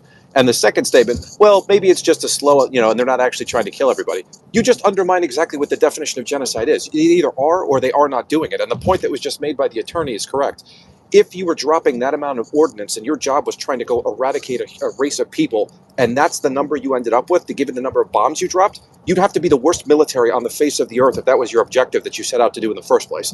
That doesn't justify a single civilian casualty that has occurred anywhere. And I'm not going to let anybody make light of that and make fun that's acceptable, right? Every opportunity should be taken to mitigate civilian casualties. But to suggest that somehow that means a systematic genocide and intent because a couple of wingnuts who are not in charge of the military on either side of the aisle are somehow now responsible for the actions doesn't make sense whatsoever. Literally, nothing that was just said has any basis in fact. Can I answer, please? Sure, Habiba. Thank you, Alex. That was punchy. So, the few things that Tyra talked about, is it Tira or Tyra? So she talked about not being able to adjudicate war crimes because it's too early in the day. Now, I want people to really go back to yesterday's discussion with Sarah Leah Whitson from Human Rights Watch, and what she talked about was that certain things you don't even need to wait to adjudicate in the way that we didn't need to when Russia attacked Ukrainian hospitals. But what I am talking about in particular are things like the siege, right? The prevention and the denial of aid, war crime, the prevention of medical access, fuel, and that sort of thing. So there are certain classifications that we can already say: the evacuation order, whatever you want to call it, the forced displacement, war crime. So there's certain things that, again, you need to adjudicate involving targeting, absolutely. There are certain things that are absolutely evident that war crimes going on, and this is what the international community are condemning. In terms of the intent to commit genocide. So yesterday, as you saw, and I put a link up in the chat, 3 human rights groups, there are about 600 scholars, genocide scholars, some of whom are experts on the Holocaust even, have put forth a proposition based on what the Israeli cabinet themselves have said. We're not talking about just public figures on the Israeli side, we're talking about people who are ministers and representing the government itself, who have been calling for genocide. And this is part of their law case, where they say that Israel has not only declared the intent to commit genocide, but has carried out actions to that end. And what is problematic with this thing, again, if you're looking at it from the US perspective, is they're going after the SecDef and the State Department for complicit for their role in supporting this. And that's what people need to start looking at. And that's what I would advise. So So yes, you If I can could just, adjudicate all you want, but there's certain I things that have already also been said and Can done guys, I just that one respond beyond for second, debate. one guys, Of When course, second? Kira. Russia, Of one course, second. Kira. I have You were my addressing. last Yeah. point, and I'll guys, guys, 1 second, 1 second. I got some news that came in. Just give me 2 seconds to read the news, and Habiba, I'll go to you to land your plane. I'll let Tira respond, then I'll go to Syria. Just some breaking news posted on Mario's page. It's in the nest as well. Breaking Al-Shifa hospital claim, quote, not a single bullet fired from the hospital into IDF. This is from the director of the hospitals in Gaza, telling Al Jazeera that, quote, not a single bullet was fired from inside the hospital during the occupation forces storming of the complex. The occupation opened fire on those who left the corridor that they claimed was safe to exit Shifa complex. Another quote, the occupation army entered the emergency department of Shifa complex and is now searching the hospital's basement. The occupation forces stormed the surgical and emergency buildings in the Shifa complex. That's one. There's one more. Just bear with me, please. The Battle of Al-Shifa Hospital is ongoing as the Israeli forces continue to push through, currently in control of the emergency department and the hospital's courtyard, which we discussed earlier. The IDF is searching the basement of the hospital right now. So, again, we'll get insight into what's going on in the basement as we were discussing much earlier in the space. We've kind of veered off from that, but I want to kind of bring us back into this topic if possible. Aircrafts and tanks are conducting precision strikes at Hamas positions and nearby tunnels. So, there is bombing happening. Someone was questioning beforehand. So, there is bombing happening there. And this is from 4 different sources actually coming through. As night falls, the explosions echo loud in Gaza. The IDF have cut off communication from the hospital to the outside world. So that explains a lot of why we're not getting too much news too quickly. So that is in a nutshell. What we I have have a to. question for you, Well, Ryan. Then, ha- if God, communication has been Ryan. cut off, no, just hold on, Habib. You said communication had been cut off from the outside world completely. How are the doctors in Gaza Thank within the hospital you. to? How are the Thank you. doctors within the hospital able to communicate this with media networks that are publishing it? So busy again. I'm reading off of what I have I'm here. just stirring the pot. No, I know, but you and I aren't here to debate each other on this. The whole point of us is to stir the conversation between the panelists. But what I'll say is this: is that I don't know. We don't know at what point this has come out. Again, this is a series of, as you're in the breaking news thing. So this is a series of headlines that have come out. The cutoff communication part could have happened much after these other headlines came in. So we just have to keep that. And this came in from 4 different sources. Remember, as I mentioned earlier, this is from Al Mayadeen, Ramal Mix, Al Jazeera, and Channel 11. So the communication is the last line there. So it could have been like, hey, at this point, they've cut off communication. I'm going to go back and double check that to put that in there. And again, it's possible we've seen communication cut off in the past. We saw it for a few days there, and it wouldn't be that hard to cut off communication. Even strategically, it would make sense for them to cut off communication from the outside for them. So just let's take that with a grain of salt there. But I will double check the order of that headline coming in. But let me go to Habiba so she get Can I? Lander. Oh, Go ahead, sorry, Lander she plan. didn't. Yeah, Letterland, and then Tier. I'll come to you, and then I'll go to Syria, and then FL. Let's keep the convo going. I appreciate all you guys sticking with us. Habiba, go ahead, and then Tier. Thank you, Ryan. I mean, I don't know how you guys feel, but hearing that, it's devastating. You know, there are doctors there who've been under attack. I don't really want to talk about it other than, can you guys just check the MSF because they'll corroborate what these doctors are saying. That's all I have to say. I'm in Um, touch with some of the can I? MSF people we helped to get out, and they're corroborating some of the messages, Habiba. Like, these are Okay. doctors. Sorry, All wrong right. organization. My fault, not MSF. Sorry, I take that back. Sorry, my fault. I'll be quiet. Okay, no Can I problem, no just? problem. Okay. Tira, absolutely. Please Yeah. go ahead and respond. So I wanted to respond to what you said about Sarah.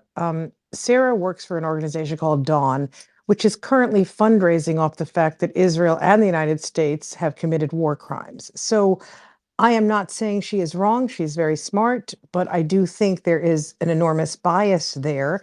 You can read it in their website if you want. And I think that because people bring a claim at the ICC doesn't mean that the claim is necessarily valid.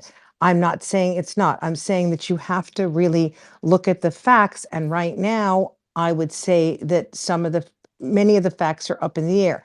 Now, I do agree with you about how do I say this?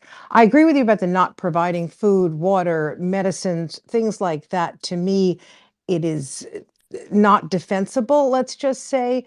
But I think the military strikes, we really do have to wait.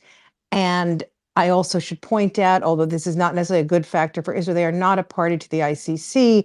So even if they were found guilty of something, I'm not sure what the actual results would be. Okay.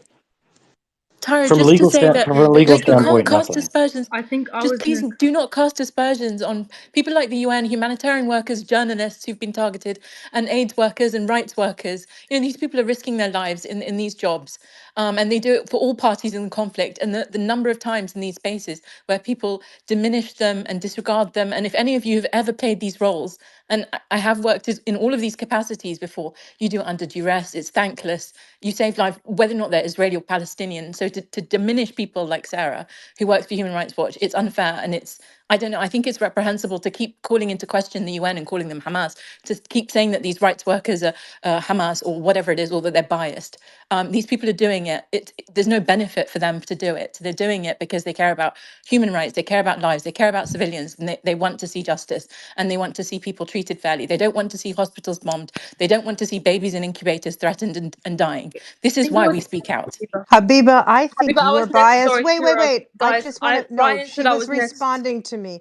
Habiba, I think you are biased. I think I am biased. I think many people are biased. When I use the term biased, it doesn't mean to me that I am diminishing someone. I am just pointing out that they have a particular position that they feel strongly about, and it colors some of their opinions. Everyone on this, well, maybe not everyone, I can't see, but many people on this stage have particular biases. I'm sure you'd acknowledge that, correct? I am Hannah, not it's not trying to, about biases when 49 wait, journalists have been I'm killed, when telling, over listen, 100 UN staff have been killed, when aid workers So have you been honestly, killed. It's deny not it. Guys, And biases. the guys, only difference guys, that real quick, just as a request from the big boss. Let's focus back on the topic, right? Bias is a natural thing. Everyone's got a bias one or the other. We're having a conversation here. I totally understand. I totally get it. But I want to hone back the conversation because we just got some serious updates that came in, right? IDF is in the basement. And we're going to get some information about the basement eventually. Someone DM'd me and they said, hey, Al Jazeera could have put this out or had communication through sat phone, so maybe they had presser there. So again, just kind of throwing that in there as part of the discussion. But again, I double checked and I showed BZ as well on the back channels that that line about communication being cut was the last thing that we got from on the ground so far, and we'll keep double checking. If more things come out, I'll share them with you. But we did that. We did Habiba, we did Tira, Syrian. If you can bookend this quickly, please. Let's not divulge too big. And then I want to go to Alex to get the military side of things. But Syrian, just out of respect to you, just because I said your name earlier, that's the only reason I'm doing this. But then I want to go to Alex and a few other guys to get them. I want to go military. Okay, so Thanks, Syrian, quick. thanks. So interesting that they were talking about biases because earlier when I mentioned biases, everybody started screaming, and Habiba said that she wasn't anti-Semitic, and people started pearl clutching. But Schulzberger did have a birthright trip to Israel. We all have our biases. That's not anti-Semitism to say that, right? So when we go on now to the genocide statements that Tira made, she said that 15K bombs impacted and only what was it, 14 or 30, 12K people dead, which means it's not a indiscriminate bombing. There, you have to calculate also the injured. There's about 60K injured. There's people still under the rubble, so we don't even know how high the death toll is going to go. Secondly, it's not just the bombs that are being dropped. They're also cut off the food and water. That is absolutely a genocidal intent. Also, they're targeting livestock, farmland, hospitals, infrastructure, churches, fishing boats, and food sources, electricity. Of course, all of these things must be taken into account. Got it. Thank you, Syrian Girl, for booking in that quickly. But so I want to go to Alex, and then I want to go. We have Jeff who's joined us, Colonel. I believe that's Colonel Jeff. So I want to go to the military side of things. We got some serious updates from the ground. The IDF is in the basement. They're in the courtyard. Alex, go ahead, and then we'll go to Colonel. Yeah, so it's what we talked about earlier in terms of a targeted intent to try to go to the basement, right? So their Syrian girl made a comment earlier. I don't know one way or the other, but there may have been an operating room that was built under the ground in a basement when the Israelis were there, is what she said. But I mean, there'll clearly be a difference between a concrete operating room that's been built and if there's a whole series of tunnels and complexes and if there's actually a command center that's attached to it and all that stuff. We're going to find out very shortly, right? So people can get into a pissing contest here back and forth over this, and it's a waste of time because they're there right now. The media is going to be there. It's either there or it's not. So for the purpose of discussion, that's a waste of an argument because we're going to find out one way or the other. There's no need to speculate. From the military side of it, cutting off the communications makes sense localized, not broad-based, for a couple of reasons. 4 Israeli troops were killed the other day when they were trying to enter a tunnel complex. Don't forget, they're largely still in the outskirts of Gaza City. Like, they're just starting to get in the center of it. And they were killed by an improvised explosive device. Hamas has known that the Israelis have been there for days because they've basically been within a couple hundred meters of the hospital for several days now. Like I mentioned earlier, they've lost the element of surprise. And so you have to put yourself in the enemy's shoes if you're the troops that are going in there. If they had half a brain, and Hamas is not like a dumb organization, right? They're obviously large. They pull off large scale attacks, right? They're still firing rockets 40 days into this after they've been, getting pounded from the air. They clearly have the ability to operate. You have to anticipate that there's potential booby traps in the tunnels, everything else that's there, and so you would want to turn off the cell phone signals and everything there to kill remote controlled improvised explosive device detonations, right? So whether you're using some modified, remote control car from a kid's toy or a cell phone, you want to kill all the radio frequency stuff that's in there to prevent any remote detonation of explosives that happen to be in the area. So that's usually why you do it, plus also to disrupt command and control if there's any elements in the area that are operating the tunnel complex. And then again, if you've got like a dead man switch or some of these folks like on the suicide vests, we've seen in some cases where people had them on and there's a remote detonator in the event that they fail to detonate as a backup. Those types of actions from a tactical perspective take those off the table. And so it's really meant as a preventive mechanism for the troops who are going in to disrupt command and control, and also to disrupt any potential remote control trigger. So from a tactics standpoint, that's why they'd be doing that. It's clear, like you said, that they're in the basement right now. This was allegedly, at least the words that were used, and again, just like the last time with the hospital complexes, we ended up with 1,000 people dead and everything else. The next day, when the pictures show, we'll actually see what happens. We'll know what happens tomorrow when we see the damage. If people are firing, there's going to be bullet holes in the walls. There's going to be evidence that things took place there. So there's no way around all of that. We're all going to figure that part out tomorrow. Otherwise, the only thing we know for sure right now is that they're apparently operating the basement. They were allegedly in the sub-level 2 a couple hours ago. So they're looking for something specific. Like I said earlier, people will have different opinions on this. We'll find out tomorrow. But it has been widely speculated. From when I was in government, I've been out now since 2015. So that's how long it goes back, that the command centers were under the hospitals in Gaza. This is not exact. This is like one of the most poorly kept secrets in the area. Now, whether it's there, whether it's currently being used, where the hostages are, everything else, we honestly don't know. None of us do, because I don't have access to classified information. If anybody else doesn't here, I imagine they're not going to be divulging it in an open space on X. So at this point, we can all kind of speculate. That's really where we're at from a tactical perspective. They're going to try to take control of that area, and I think there was a couple. I think it was Faraz that made the comment earlier, and he was right. I mean, if you think about it, this has been a hotly contested location, whether or not the command and control complex is actually there, this or that, and if a lot of the humanitarian situation has been raised in here tonight. It's something I've been talking about for weeks as well, which I've always felt was the Achilles heel to this operation, and not ensuring that there's enough humanitarian aid flowing in and that kind of stuff. You get into the hospital complex and you see that there is an actual command center and tunnels and everything else underneath it. You get to make the moral argument that the enemy has been lying the entire time, and that they've been using a hospital and all the civilians that are there as cover for their operations. So I do think there is an element to that. I think what Faraz was saying is 100% correct. I think all of those things together are combined into what it is they're trying to do. I mean, Syrian girl, you're giving a thumbs down. I mean, I don't mind giving her You a don't chance get to to make reply the if that's okay. argument because, well, you don't get to make the argument because Israel built those tunnels and they built the bunkers. So the No, Now, no, argument no, is no, now no, we're no, moot. no, no, saying no, that no. all You're of not. these No, no. You're not going to practices. come back on here with the same disinformation crap as usual. The last time that Not the Israelis disinformation. killed It all was their from own people, Alex. that the It Israelis was killed from all their own people with Alex tanks, and now they've built the lying entire to it. tunnel complex. Can we stop with this nonsense, And please? give him the article. Give Alex the article from Well, you Haaretz presented and a from article Alex. referencing one You bunker, right? presented an So article reference that's one operating room underneath, and now all of a No, sudden he it said extended. they They were. built It the said tunnel the article complex. said it Come on, let's tunnels. just It said the please. article said tunnels. Do you want me to read it out to you again? Sure. no, Because you but don't okay, have to hear okay, analysis. we're going to go It to said Colonel Jeff tunnels. right now. No, hold on, Syrian girl. We're going to come back to you. I do enjoy hearing from you. I do. Colonel Jeff is a new speaker. Colonel Jeff, welcome. What are your insights on this? There's a lot of breaking news here. It's a very fluid situation. Welcome, and please And I go ahead. wanted to do an exercise with the colonel. So I was talking to Mario in the back channel. So we just put out, and I put it in the nest, literally a play-by-play of reports directly from what's going down, literally a full breakdown by the minute of what's going down in the hospital. So after the colonel gives his thoughts, I'd love to break this down with him. We can go through it together with the panel. It's about like 4 or 5 minutes of it. But Colonel, welcome. Hey, yeah, thanks. It's just turned to 5 o'clock here, so I'm sorry I missed most of the excitement. And Ryan, look, I'm a retired colonel now, so I don't do exercises, but I'm willing to discuss things with you. I stopped exercising a while ago. It's probably a poor joke in a very serious time. First of all, Alex, I haven't seen you on the site before, and I think your insights are excellent. So really appreciate all the stuff that you're sharing. I think that bringing some level of calm to this, or some level of rationalization, would help the discussion.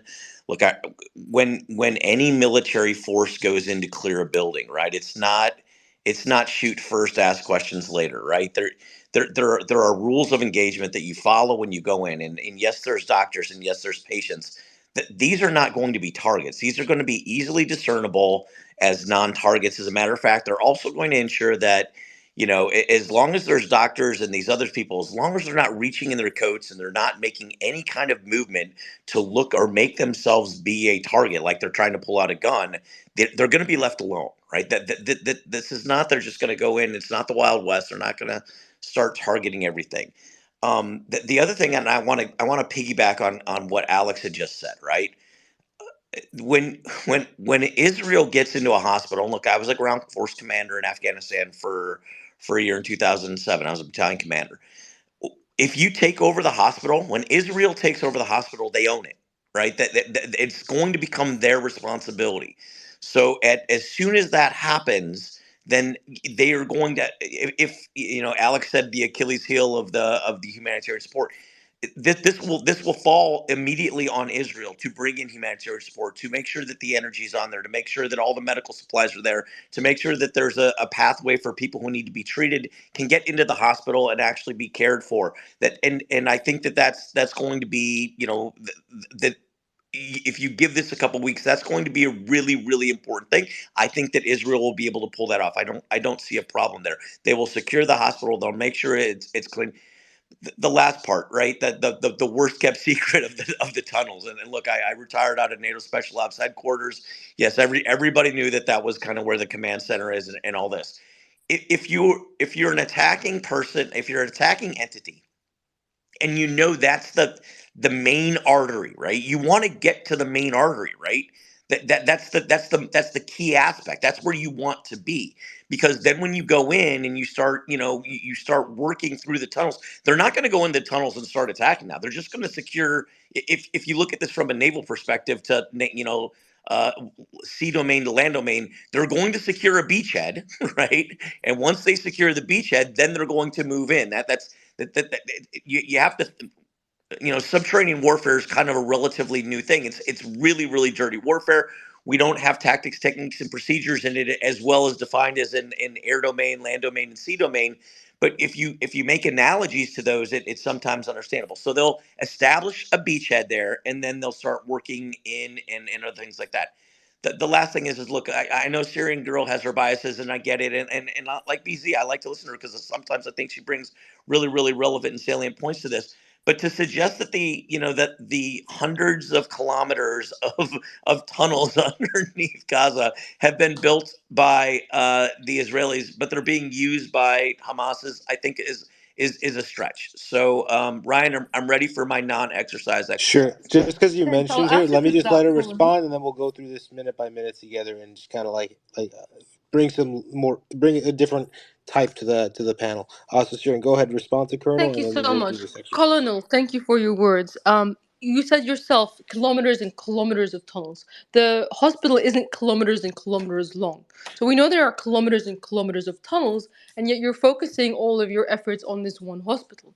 And the reason for that is, and I will read you the article from the Tablet magazine, and also this has been corroborated by Haaretz. I've put it into the uh, omnibus, so I don't know what you guys call it, so everybody can read it with me. It says back in 1983, when Israel still ruled Gaza, they built a secure underground operating room and tunnel network beneath Shifa Hospital. Now, we know that Israel put the tunnels there, and that's why they're focusing on that. So you can't tell me, oh, that doesn't mean that I said that Israel built kilometers and kilometers of tunnels. And even if it's a fact that Hamas has built kilometers and kilometers of tunnels, but again, that has nothing to do with the hospital. Another interesting thing you said is they're probably not going to go deep down into the tunnels. And that is kind of goes to show you how this is all for show, because it's nothing about actually taking out military targets or anything to do with the hostages, because that would require actually going into the tunnels. So what we can discern from this is they are bombing, raiding, and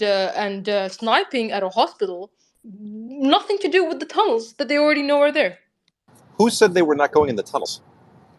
I thought you just said that. Colonel just said No, that. no, Alex. I said they're not going to go into the tunnels immediately. What I said was that they're going to secure the beachhead.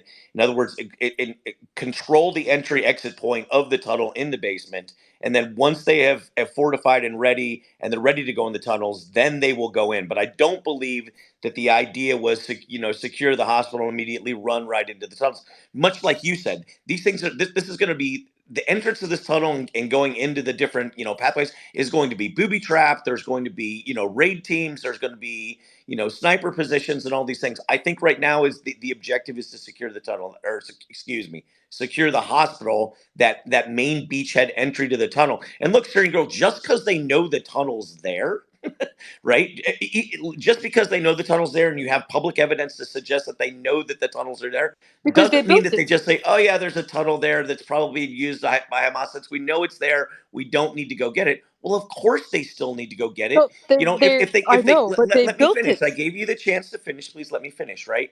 If they want to eradicate Hamas, right, and there's a tunnel network, Israel has to be able to control the vast majority of entry exit points, right? To trap them in there. If they didn't hold this position, if they didn't hold that entry exit point in the basement of the hospital and they were pushing through all these other places, Hamas just has an exit to be able to get out and run around.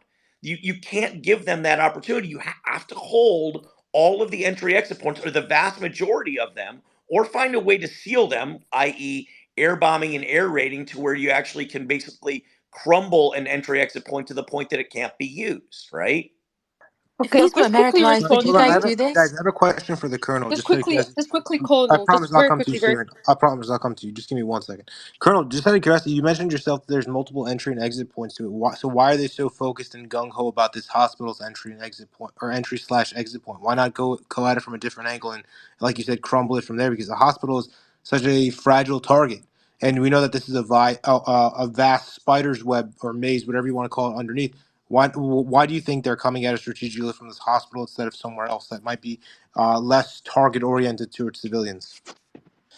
A couple reasons. Number one, although they know the tunnel's there, I don't know if the IDF knows exactly how well fortified it is. In other words, is it designed to be able to be more bunker style that it can withstand tons of targeting? The other thing is you're not going to want to drop this. I mean, there's a lot of visibility on this, right? You're not going to drop this hospital. You're not going to drop JDAMs on this hospital until it's into rubble, right? And then the third argument I'd make is if you know this is kind of like the main, if this is a main entry exit point, right?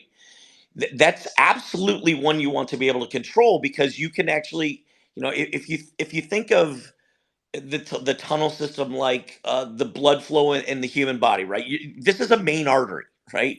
And it actually has access to all the subarteries and the capillaries and all that kind of stuff. You want to control that one because it's far easier to control that than to control all the little ones. Does that Right, make sense? but Colonel, just like a main artery, right? The problem is if you nick it or you do it the wrong way, you can cause a lot of damage. That's again, for me, again, it's the hospital aspect that worries me. If this was like a regular building or something else, the differential. That's why to me it's like, why wouldn't they take the caution of okay, there's sick people or in this hospital, it's being used as refuge, and maybe we can go come at it from the other side of it. That's I'm trying to get into the head of the IDF. That's why I'm asking you because you're the military guy. So I want to see like, what could possibly be the reasoning for hey, let's hit the hospital. I understand that it's a main artery, but like you said, an artery has two ends to it. Why hit the artery at this end instead of the other end and kind of cap it off there? And kind of like, for example, think of it like a tunnel where you have like a hamster in it, right?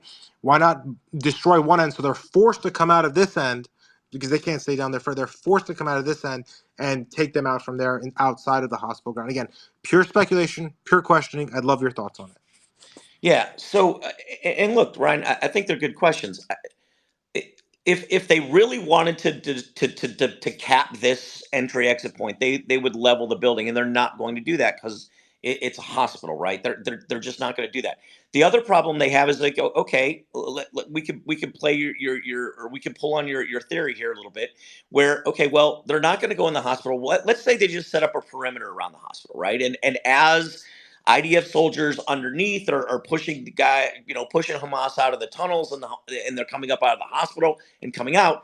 Well, if they were wearing uniforms, right, then it's an easily discernible target to go, okay, yeah, that's a Hamas guy. That's not a Hamas guy. I can open fire on this guy. But they're all wearing civilian clothes.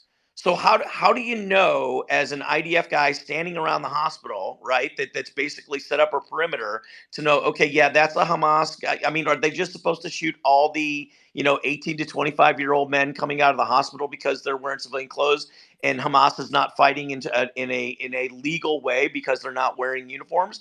No, you have to get to the top. You have to get to the cap of the tunnel, right? You have to get into the hospital. You have to get to the entry exit point of the tunnel, and then you have to hold it. And then anyone who wants to come at you from there, then you know that this wasn't a patient at the hospital, right? This wasn't a guy that went in and got an appendicitis or he got his appendix taken out and left. This is a guy who's in the tunnel system, and he's clearly Hamas. That So what makes you're it saying is illegal. Colonel, that sorry, they what do want you to mean take by the. what do you mean? So What one second, Habiba. So what you're saying, Colonel, is that they want to take the fight to the tunnels. They want to have the fight out in the tunnels because this is the main entry point of the tunnel. That's why they're picking this as the entry Yeah, point of the tunnel. they're eventually going to have the fight in the tunnels. I mean, I don't think anyone disagrees with that. But before they have the fight in the tunnels, right? They want to secure if the intent is to eradicate Hamas, if the intent is to eradicate your enemy, you don't want to control one entry exit point of the tunnels and then go all the way in, lose a bunch of IDF soldiers because it's going to be an ugly fight down there,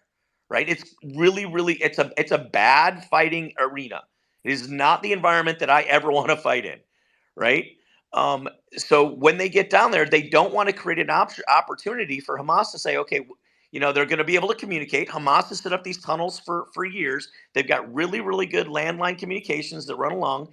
They're going to be able to have. Hamas is going to have more intelligence in the tunnel system than the IDF is. The IDF radios, because they're going to have to rely on radios, not landlines, are going to be very limited. RF energy and signal waves do not travel through the ground very well. So this is going to be a big challenge for them to actually expand and maneuver out. They're going to do everything they can to lay as many landlines as they can. But laying landlines while you're fighting is not a lot of fun. That nobody likes that job because they want to be holding a gun, not a big spool of wire. Right. I'd like to ask you a question, Colonel. So, Yeah. So can I how ask does the one first, calculation? Ev, Yeah, in please? a moment. How does the calculation change when you're in a lose-lose scenario? The mindset of the IDF, and then we'll go to Habiba for a question. I'm On the not part so of sure. Hamas, right? Yeah. So BZ, was that you that asked that question? It was, yes. I'm trying to get my mind in the mindset of a Hamas fighter, right? They're trapped in a tunnel, entrances are sealed, and he's. Do you sort of see what I see? I mean, I guess is it like a hopeless cause in my mind? How does that change the calculation for tunnel warfare, or does it? Well, first of all, they're not trapped, right? That's kind of what I was getting at. If you don't control the vast majority of If they entry are exits, trapped, I mean, if if they are they, indeed sealed up, yeah. and that's why I'm saying you've got to trap them in the tunnels and they got to clear. So here's the problem. Like if you're a Hamas fighter and you're now that you're getting intelligence to say, okay, the IDF controls 95% of the exits, and oh, by the way, they've cut off the access to the other 5%. We're screwed. We're down here. You have nothing to lose, right? You're either going to surrender, which I don't believe surrender really is an option for a lot of the Hamas fighters, or you're going to become a kamikaze suicide bomb kind of charge and attack, and that makes it even harder for the IDF. Easy when So you get a Colonel, do you chance. have I'd all love of to the speak. sorry, Guys, just Yeah, Colonel, so you one. let's have do all of the this. look Let's go to sorry, Colonel. Habiba. Let's go to Yeah, Habiba, and then let go to Tira. Go ahead, Habiba. Habiba, thanks, you're, Ev. So you you're have within this topic, or if not, I just wanted because I got a few DMs from two people that wanted to respond to this topic. But if you could okay, move. so he has Yes, sorry, I have to the respond as IDF have well. all of the coordinates of the hospitals. And yesterday we heard, and you said just now that they wouldn't bomb a hospital and flatten it. So we heard yesterday that the Mahdi Hospital, the maternity hospital, was flattened. The doctors in there were killed, and the whole entire family. He was saying of Ahmed, they were killed as well, and under the rubble. And he said, "There's no point in us So even what I going to said, get let's be them." careful with my words. What I said is you Right? don't want to have to Yeah. bomb a hospital. I didn't say they don't bomb hospitals.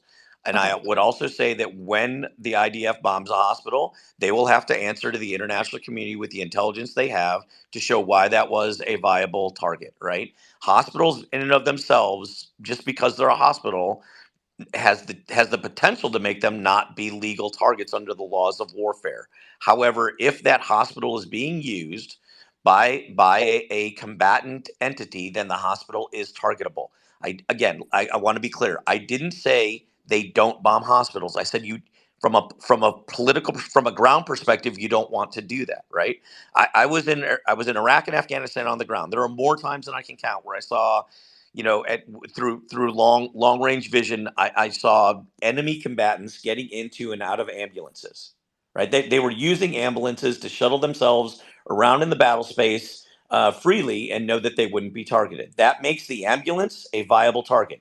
That does So if not if mean this if these were hold if on, this let me was a finish. That Ukrainian does not mean that hospital, I shot up ambulances. I had to, as a ground force commander, I either had to personally weigh the consequences of blowing up an ambulance, or I had to go to a higher authority and say, hey, sir, I know that this is being used for X, Y, and Z. Do I have permission to actually hit that ambulance? So yes, I understand this because I lived in Baghdad and I've been to Afghanistan, all these places as well. But my point is, if this was a Ukrainian hospital, or if this was an Israeli hospital, or if these were American doctors, if this was Johns Hopkins, would we allow this to happen?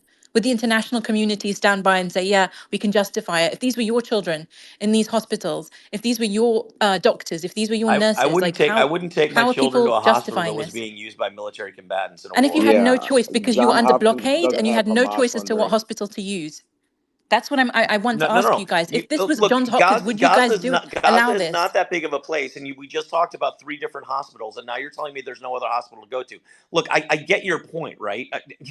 I get your point, but I'm not going to send my kid to a hospital that I They're bombing know all the that someone's hospitals. Colonel, walking sometimes around you with don't an have a RPG choice. in front of the hospital. Colonel, I will sometimes you find don't have another a Just way. quick, Ryan, I have a question, just really quickly. So, can somebody send me or post in the nest that the Al Mahdi Maternity Hospital indeed has been destroyed? Because Thank you. what I'm reading here from New Arab Al Jazeera is the death of 2 doctors, right? So, can somebody please, provide proof that the hospital has indeed been flattened? Because what I'm Yes. seeing here is Did you that, not hear yeah, Ahmed's testimony in this very space where he talked yeah. about his So again, family so being Habiba, killed? with all due, no, listen, with all due He talked about respect, how his family was still under the Habiba, rubble. Habiba. What I'm So why saying don't though you is, trust what he says? well, why don't you trust what I say? We're talking about a guy who's telling you that his own family were the doctors who Right. set So up that listen, hospital, Habiba, and yet somehow just with all due he's respect, no, not. you have to let me finish. You have to let me What the respond. With all due hell? respect, no, it's not what the hell. With all due respect, I A don't guy's expect. telling you that his family is But killed, and you're like, no, I. BZ, I think that you're not that might not get the coverage because remember what he was sharing with us. It's a very small hospital. It didn't. I'm Isn't. reading Al Jazeera. I'm reading Al Agreed. Arabiya. I saw the 2 liners about the 2 doctors. I saw that as well. But we don't know how early on into the conflict that was, or if that was during the Guys, he hospital was being speaking leveled. I would, yesterday. yeah, that's what I'm Published saying. three So hours ago. Published three hours I ago. take his firsthand account. I take it very credible. He's been with us, from the ground with Mario and us, from the very beginning.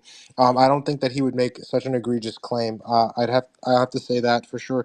But I'm sure that in the coming days he'll be back. There'll be some sort of, I don't even want to see evidence. No, Evidence absolutely. I of agree that. with you, Ryan. But I just, my point was this: is just listen. And I don't doubt what he said. However, just when we deal with facts, I mean, I do think that evidence needs to be presented just simply beyond words. That's my only And point. I think everything I after the agree with point of you. however, when an atrocity, a witness to an atrocity talks about his family being under the rubble, just you have to have a bit of skepticism and pay attention to what the guy was saying yesterday. Please just go back and listen to the recording because it was BZ, horrific. can I Yeah, I don't speak? want to, guys. I don't want to drag his atrocity through the mud, especially that he's not here. Out of respect for him, because I consider him a friend and a colleague. He's been with us from the beginning of this. Just out of respect for him and his family and deceased, let's please move on from that maternity ward hospital, please.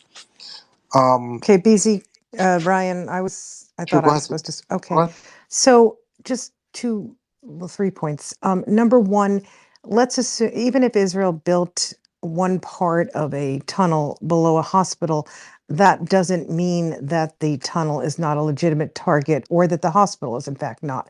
In other words, let's say Israel had built the hospital, right? And it was now being used as a Hamas terrorist headquarters. Israel would not be responsible for that. Hamas would be. That would be a legitimate target. So the actual whoever built it is sort of irrelevant to the point, quite frankly. Now, I read the article that was up there, and it does say that people knew that the hospital was being used. It actually speaks about a meeting that was held by Hamas people in 2014. Hamas fighters, that's obviously quite a while back, and we need more current information. But apparently, the hospital certainly has been used in the past, at least according to the Washington Post and the tablet article that is being discussed. So we need to have a little bit of, let's just say, I think Colonel is right. We have to wait, and we have to listen, and we have to figure out what Israel knows. And if Israel is wrong, they will be subject to the harshest criticism, and rightly so. And rightly so. We didn't wait and Wait, stand by when Russia attacked hospitals. can you stop? Thank you. Finally, I wanted to say something about the number of hospitals, and I do not know how big these are, and I recognize Gaza has apparently 36 hospitals for 2.3 million people. Because they keep bombing Gaza. That's why Wait, they're would you bombing hospitals. please stop? Can you not? I don't understand this. Okay, Gaza has 2.36 hospitals. By comparison, Manhattan has 24 hospitals for 1.6 million people. So what I'm trying to say is I don't know anything about how big they are, etc. But Gaza certainly, there probably are hospitals in the south, I believe, that are still being used or available. And so I support what the colonel was saying, which is get your kids, if you have any ability to do so, to the hospitals that are not in the battle zone. Now, that might not be possible for many people, etc. I understand that, but certainly as a parent, that would be probably your first thought, I would have thought. I think Thank Sarah, you. the issue here is that the All right, whole hi area Terry. is a battle. The whole area is a battle zone. But Sarah, go ahead. You wanted to respond to that. Yeah, I think it's very telling that the notion that your kid is bleeding out from his amputated limb, and the first thought is, oh, I better not take him to that hospital. Better take him downtown to another hospital. The ambulance that dragged your broken, ripped up child is the one that's going to take your child to the hospital, while you yourself are probably still under the rubble or dead. So a few things that misinformation that was stated here. Craig has said this repeatedly. I apologize, Colonel, but I do have to contradict you. You stated that they are not playing by the rules by not using uniforms. The thing is that if you read the Geneva Convention, Article 4, it says that a legitimate militia or member of an other volunteer corps, including those of organized resistance movements, have to carry arms openly and have a fixed, distinct sign and recognizable from a distance. What Hamas use and what we've seen consistently is they use armbands with the insignia or headbands. Now, if there's people out there that don't have those things, then they're probably not Hamas. Secondly, there is a something to cover even those who are not wearing those armbands and headbands. It says the term applied to inhabitants of a territory which has not been occupied, who on the approach of the enemy spontaneously take up arms to resist the invading troops without having had time to organize themselves into regular armed forces. They must be regarded as combatants if they carry arms openly, in spite of not having a uniform. So all of these notions are completely false. Secondly, when you have the Israelis who are illegally occupying kibbutz all over Palestinian territories, openly carrying weapons, and they don't have uniforms, nobody has accused them of war crimes in those settlements. Finally, I want to get back into this stuff about the tunnels and the hospitals. And what Tira said about where they built part of the tunnel and not part of the tunnel. What Ryan said is completely, and what Colin said is there's kilometers and kilometers of tunnels. There's multiple openings, and yet they're specifically targeting this specific tunnel that they built, and they are aware of what's down there, right? And it happens to be that they don't care that there's another entrance that doesn't have 1,000 sick and injured people, dying children and babies. They want to go to that tunnel. They want to go to the tunnel with all the people that are dying in the hospital. And you know why? The reason is that, and this is, everyone's giving their opinion and their analysis. My analysis is this: the reason they're doing that is because the hospitals are the target. Okay, they're bombing all the hospitals in Gaza. There's 36 tunnels. There's 36 hospitals, as Tira pointed out. The reason that there's 36 hospitals is because Israel bombs Gaza on a regular basis. Every couple of years, they kill a few thousand people. The reason that they're targeting all the hospitals, as I stated, and nobody has been able to answer to that, is because they want to push the population of Gaza south and then south again into the Sinai. And the hospitals are static because the patients can't be moved, and there's international doctors there that won't leave them. That is Guys, why breaking they're news. focusing on the hospital. Sorry. There's breaking news. I put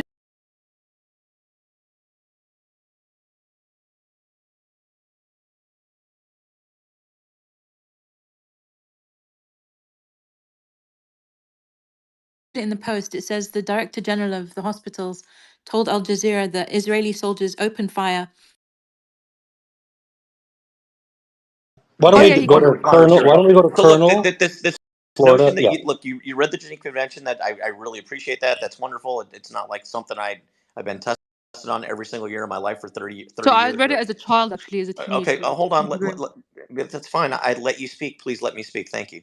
Right. That this notion that wearing a uniform is carrying a weapon or having an armband is somewhat comical.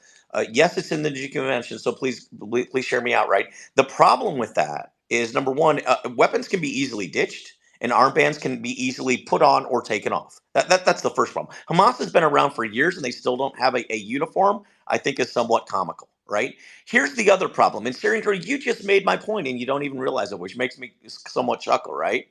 In the vast majority, in very many countries, it is illegal, believe it or not, to actually put on as a civilian and run around and wear the uniform of your local nation. Because you in effect are whether you're at war or not, you're making yourself a legal target, and you're not a legal target, and this creates massive problems. So you're not allowed to put on a uniform and actually run around as a civilian. Now, in what I find comical is there's tons of little kids, 5 to 15-year-old boys that idolize Hamas, and they run around in their little armbands, right? They wear the armbands. Hamas doesn't take them off them. So you've just agreed to me that you've made 5 to 15-year-old little boys legal combatants that can be shot by the IDF. Great job. Outstanding job there, Hamas. Okay, so thank you for your admissions, because what you just said is that if a person is armed and then let goes of their arms, they're still a combatant. No, I And said this where no, I said wear of an armband. I said if this you sorry, I'll let you talk, so you let me talk. But you're So you're lying. saying that if someone, No, hang no, on, but you that's said not that what he said, someone, Turing. That's not what he so said. he said someone with an armband can remove the armband and can remove the gun, right? So he's saying that that makes it wrong, because they should forever hold their armband and forever hold their gun.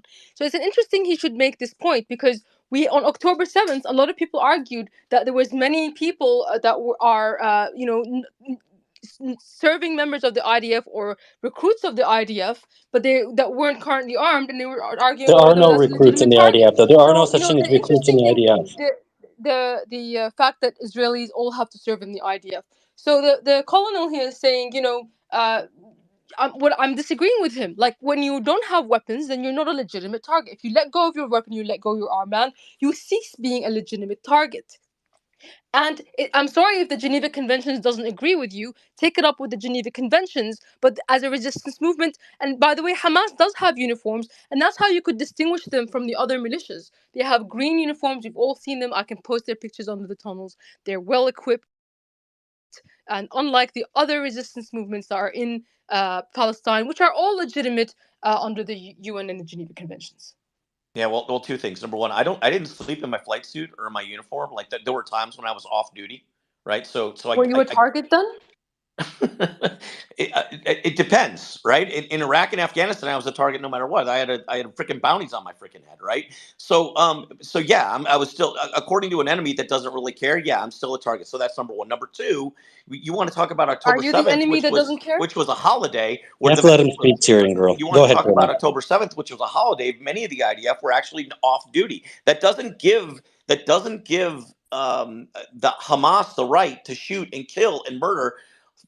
So the argument of like, well, we're just going to shoot a bunch of civilians because we don't show the IDF which ones are in or not in uniform. And the last point, if Hamas has uniforms, great. Maybe you can invest some money and then buy uniforms for all these people to actually wear them. Because I'll tell you, the vast majority of Why don't you videos of people invest running money? around in front of the hospital, none of them had uniforms. Although they had You give them RPGs, they had Colonel. Colonel, AK-47s, and they I had will facilitate. and they had grenades. They had other devices. Colonel, I will Let's facilitate keep your this real. transfer Yeah, of uniforms let's to keep the it. militias in Gaza. Please, let's talk to me afterwards. DM me. We'll get those uniforms down there. So, okay, I think, Tara, did you make your point yet? I know you've been waiting patiently. No, I did. I spoke already. Let's Okay, go so to I then we'll was Echo. go to He pins Florida. us. Florida, go ahead. So then we're going to bounce over to Craig. Go ahead. Yeah, I just want to respond to some of the ridiculous claims that Syrian girl had made. She had made some claims that talking about different hospitals in which she bring her child to, making a decision what hospital. Absolutely, I would make a decision on what hospital to bring my child to if one of those hospitals were being used by Hamas and it's a What if you were potential dead? target. What if you It's were a dead? potential IDF. What if you were Don't under the cut me rubble? off. Nobody cut you What if you off. were I know you unconscious? have a hard time Can with you letting guys people control make her, their Guys, please? yeah. Control She guys, has a her. hard Syrian, time with Syrian, please, guys, please, just if I can just real quick, just interject real fast. We just had a piece of news drop, and then I'll come back to you in a second just to kind of cut the tension a little bit for 30 seconds because it's getting a little hot. some updates posted on Mario's page. I'll drop it in the nest in a second. The Israeli army has placed an electronic gates at the western entrance of the hospital. The IDF entered the specialized surgery building, and additional tanks are being positioned around the Shifa hospital at the same time as shells are being fired in the area. And we have some images, but these are the images from yesterday, not today. We made a note of that, so I'm going to put that in the nest. But go ahead, Florida, if you want to go ahead. So I just wanted to make that claim that was just absolutely ridiculous. You know, if a terrorist organization is using a hospital as a command post, it absolutely makes it a target for the IDF. And why would you ever want to bring anybody in your family to that hospital? But anyway, moving on. Beside that, the colonel made some good points about just explaining the intricacies of the tunnel system and kind of use the artery analogy, right? And just to answer your question, Ryan, when you said, well, why don't you just crumble the entrance to the tunnel? Well, what that really does is that just invalidates Syrian Girl and Habiba's arguments that the IDF is indiscriminately bombing all of these targets, right? Because if that was the case, they would have just leveled the hospital, and then the entrance to the tunnel would have been shut off, right? I didn't say that. I said that they do both. They do discriminate and indiscriminate. They precision target and kill civilians as well as drop Okay, well, let me finish, and then unguided you missiles. could push back after.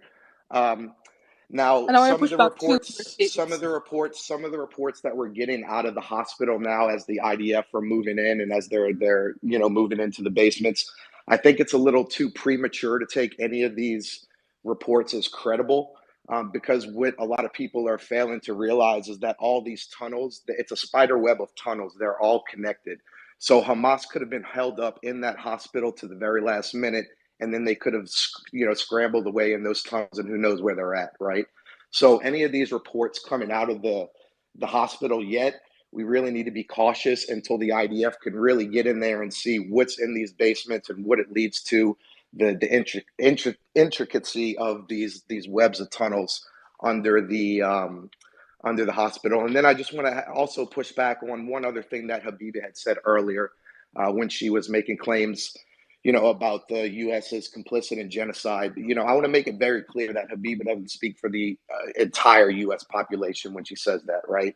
She said she's worried about the perception around the world because the U.S. is complicit I in never said I genocide. did speak for all Americans. Well, let me finish. Well, that's your opinion.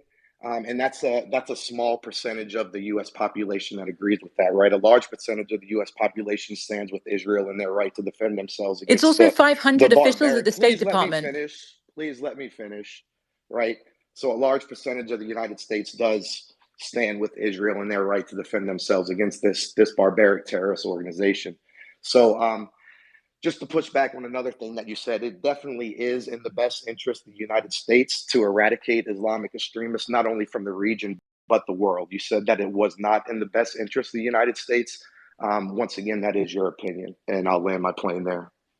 Yeah, I didn't Okay, say so that we about yeah, no, Islam. You're putting words into my mouth. He addressed me. He addressed me as okay, well. So just quickly, okay. So briefly, he Syrian girl, go ahead, and we're gonna go to Craig. Go ahead. yeah, just briefly, he claimed that, oh, if your child was injured in the bombing, then it's your responsibility not to not take it to a Hamas hospital. And it's interesting the way he characterizes it.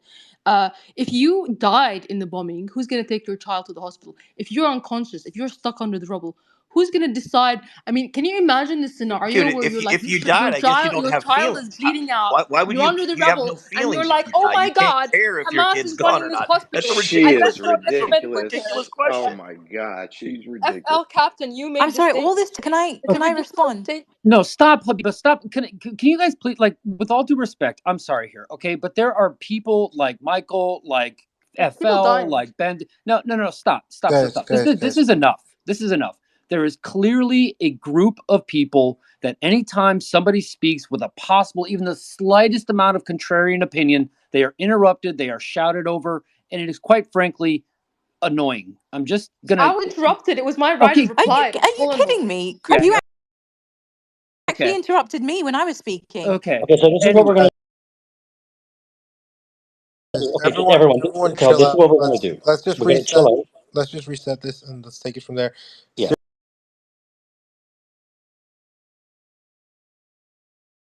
we really need to like they have zero evidence of, as well as a military wing. So if someone is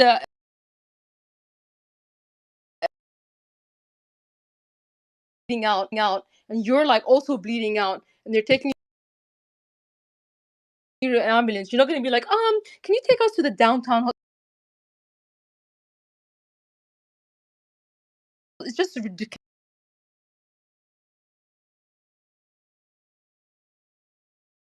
Unguided missile.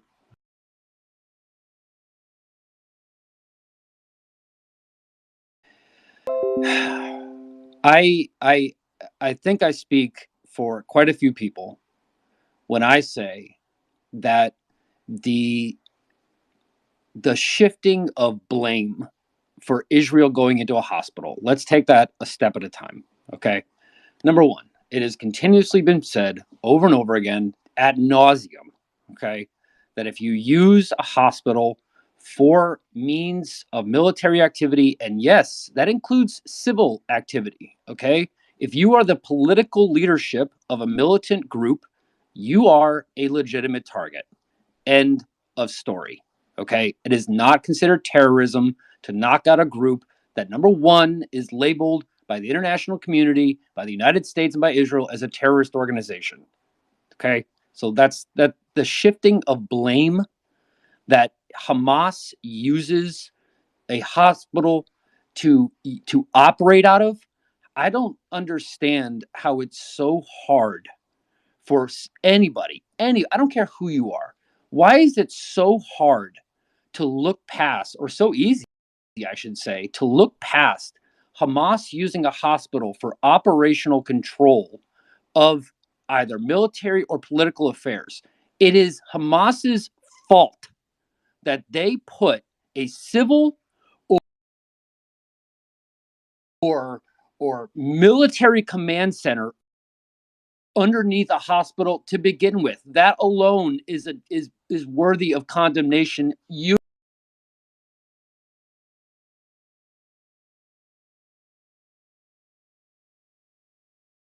must put something there, and everybody's like, "Oh,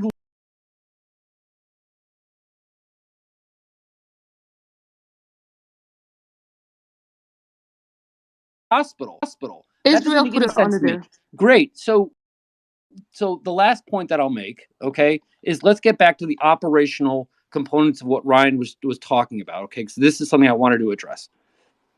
What we are getting, okay, is information that Israel is targeting civilians that are leaving through an evacuation route. Okay, great. Let's take that.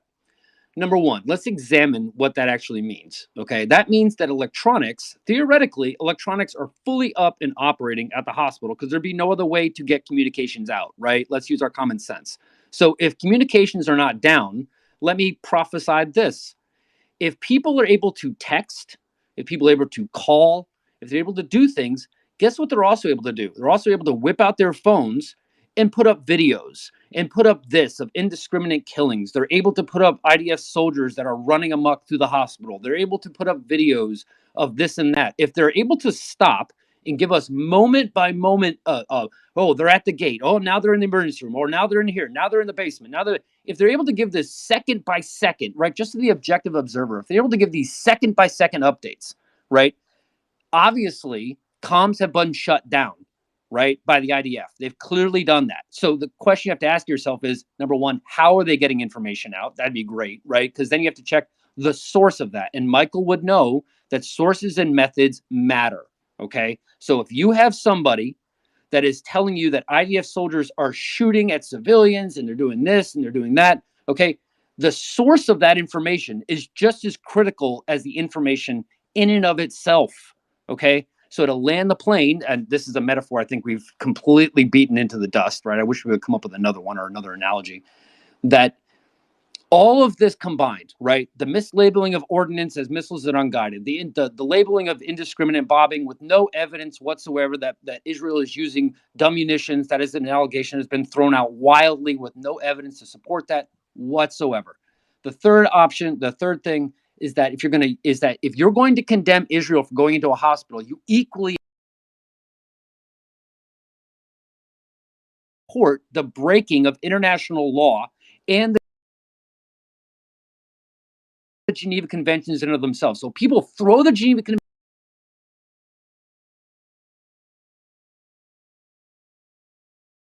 at your feet. Prove to me or condemn Hamas for committing a war crime of putting something underneath a hospital, right? That doesn't compute because nobody's going to actually do it. They're just going to excuse it away. Thank you. Okay, that was great. So, look, we've covered a lot of topics here. I wanted to give, I think Ryan and Ryan, I'm going to let you make your statements. Please go ahead, sir. I'll make some statements. And I think, look, we've covered a lot. There's been a lot of breaking news. I don't know how much more breaking news is going to come out. You know, the sun is just starting to rise over Yeah, Israel. I think we're I've at the been point where very quiet.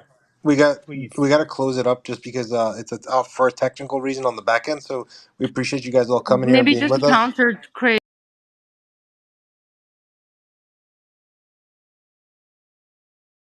Two, you Guys, have to. guys, Hamas guys, being guys, guys. Let's not open the wound.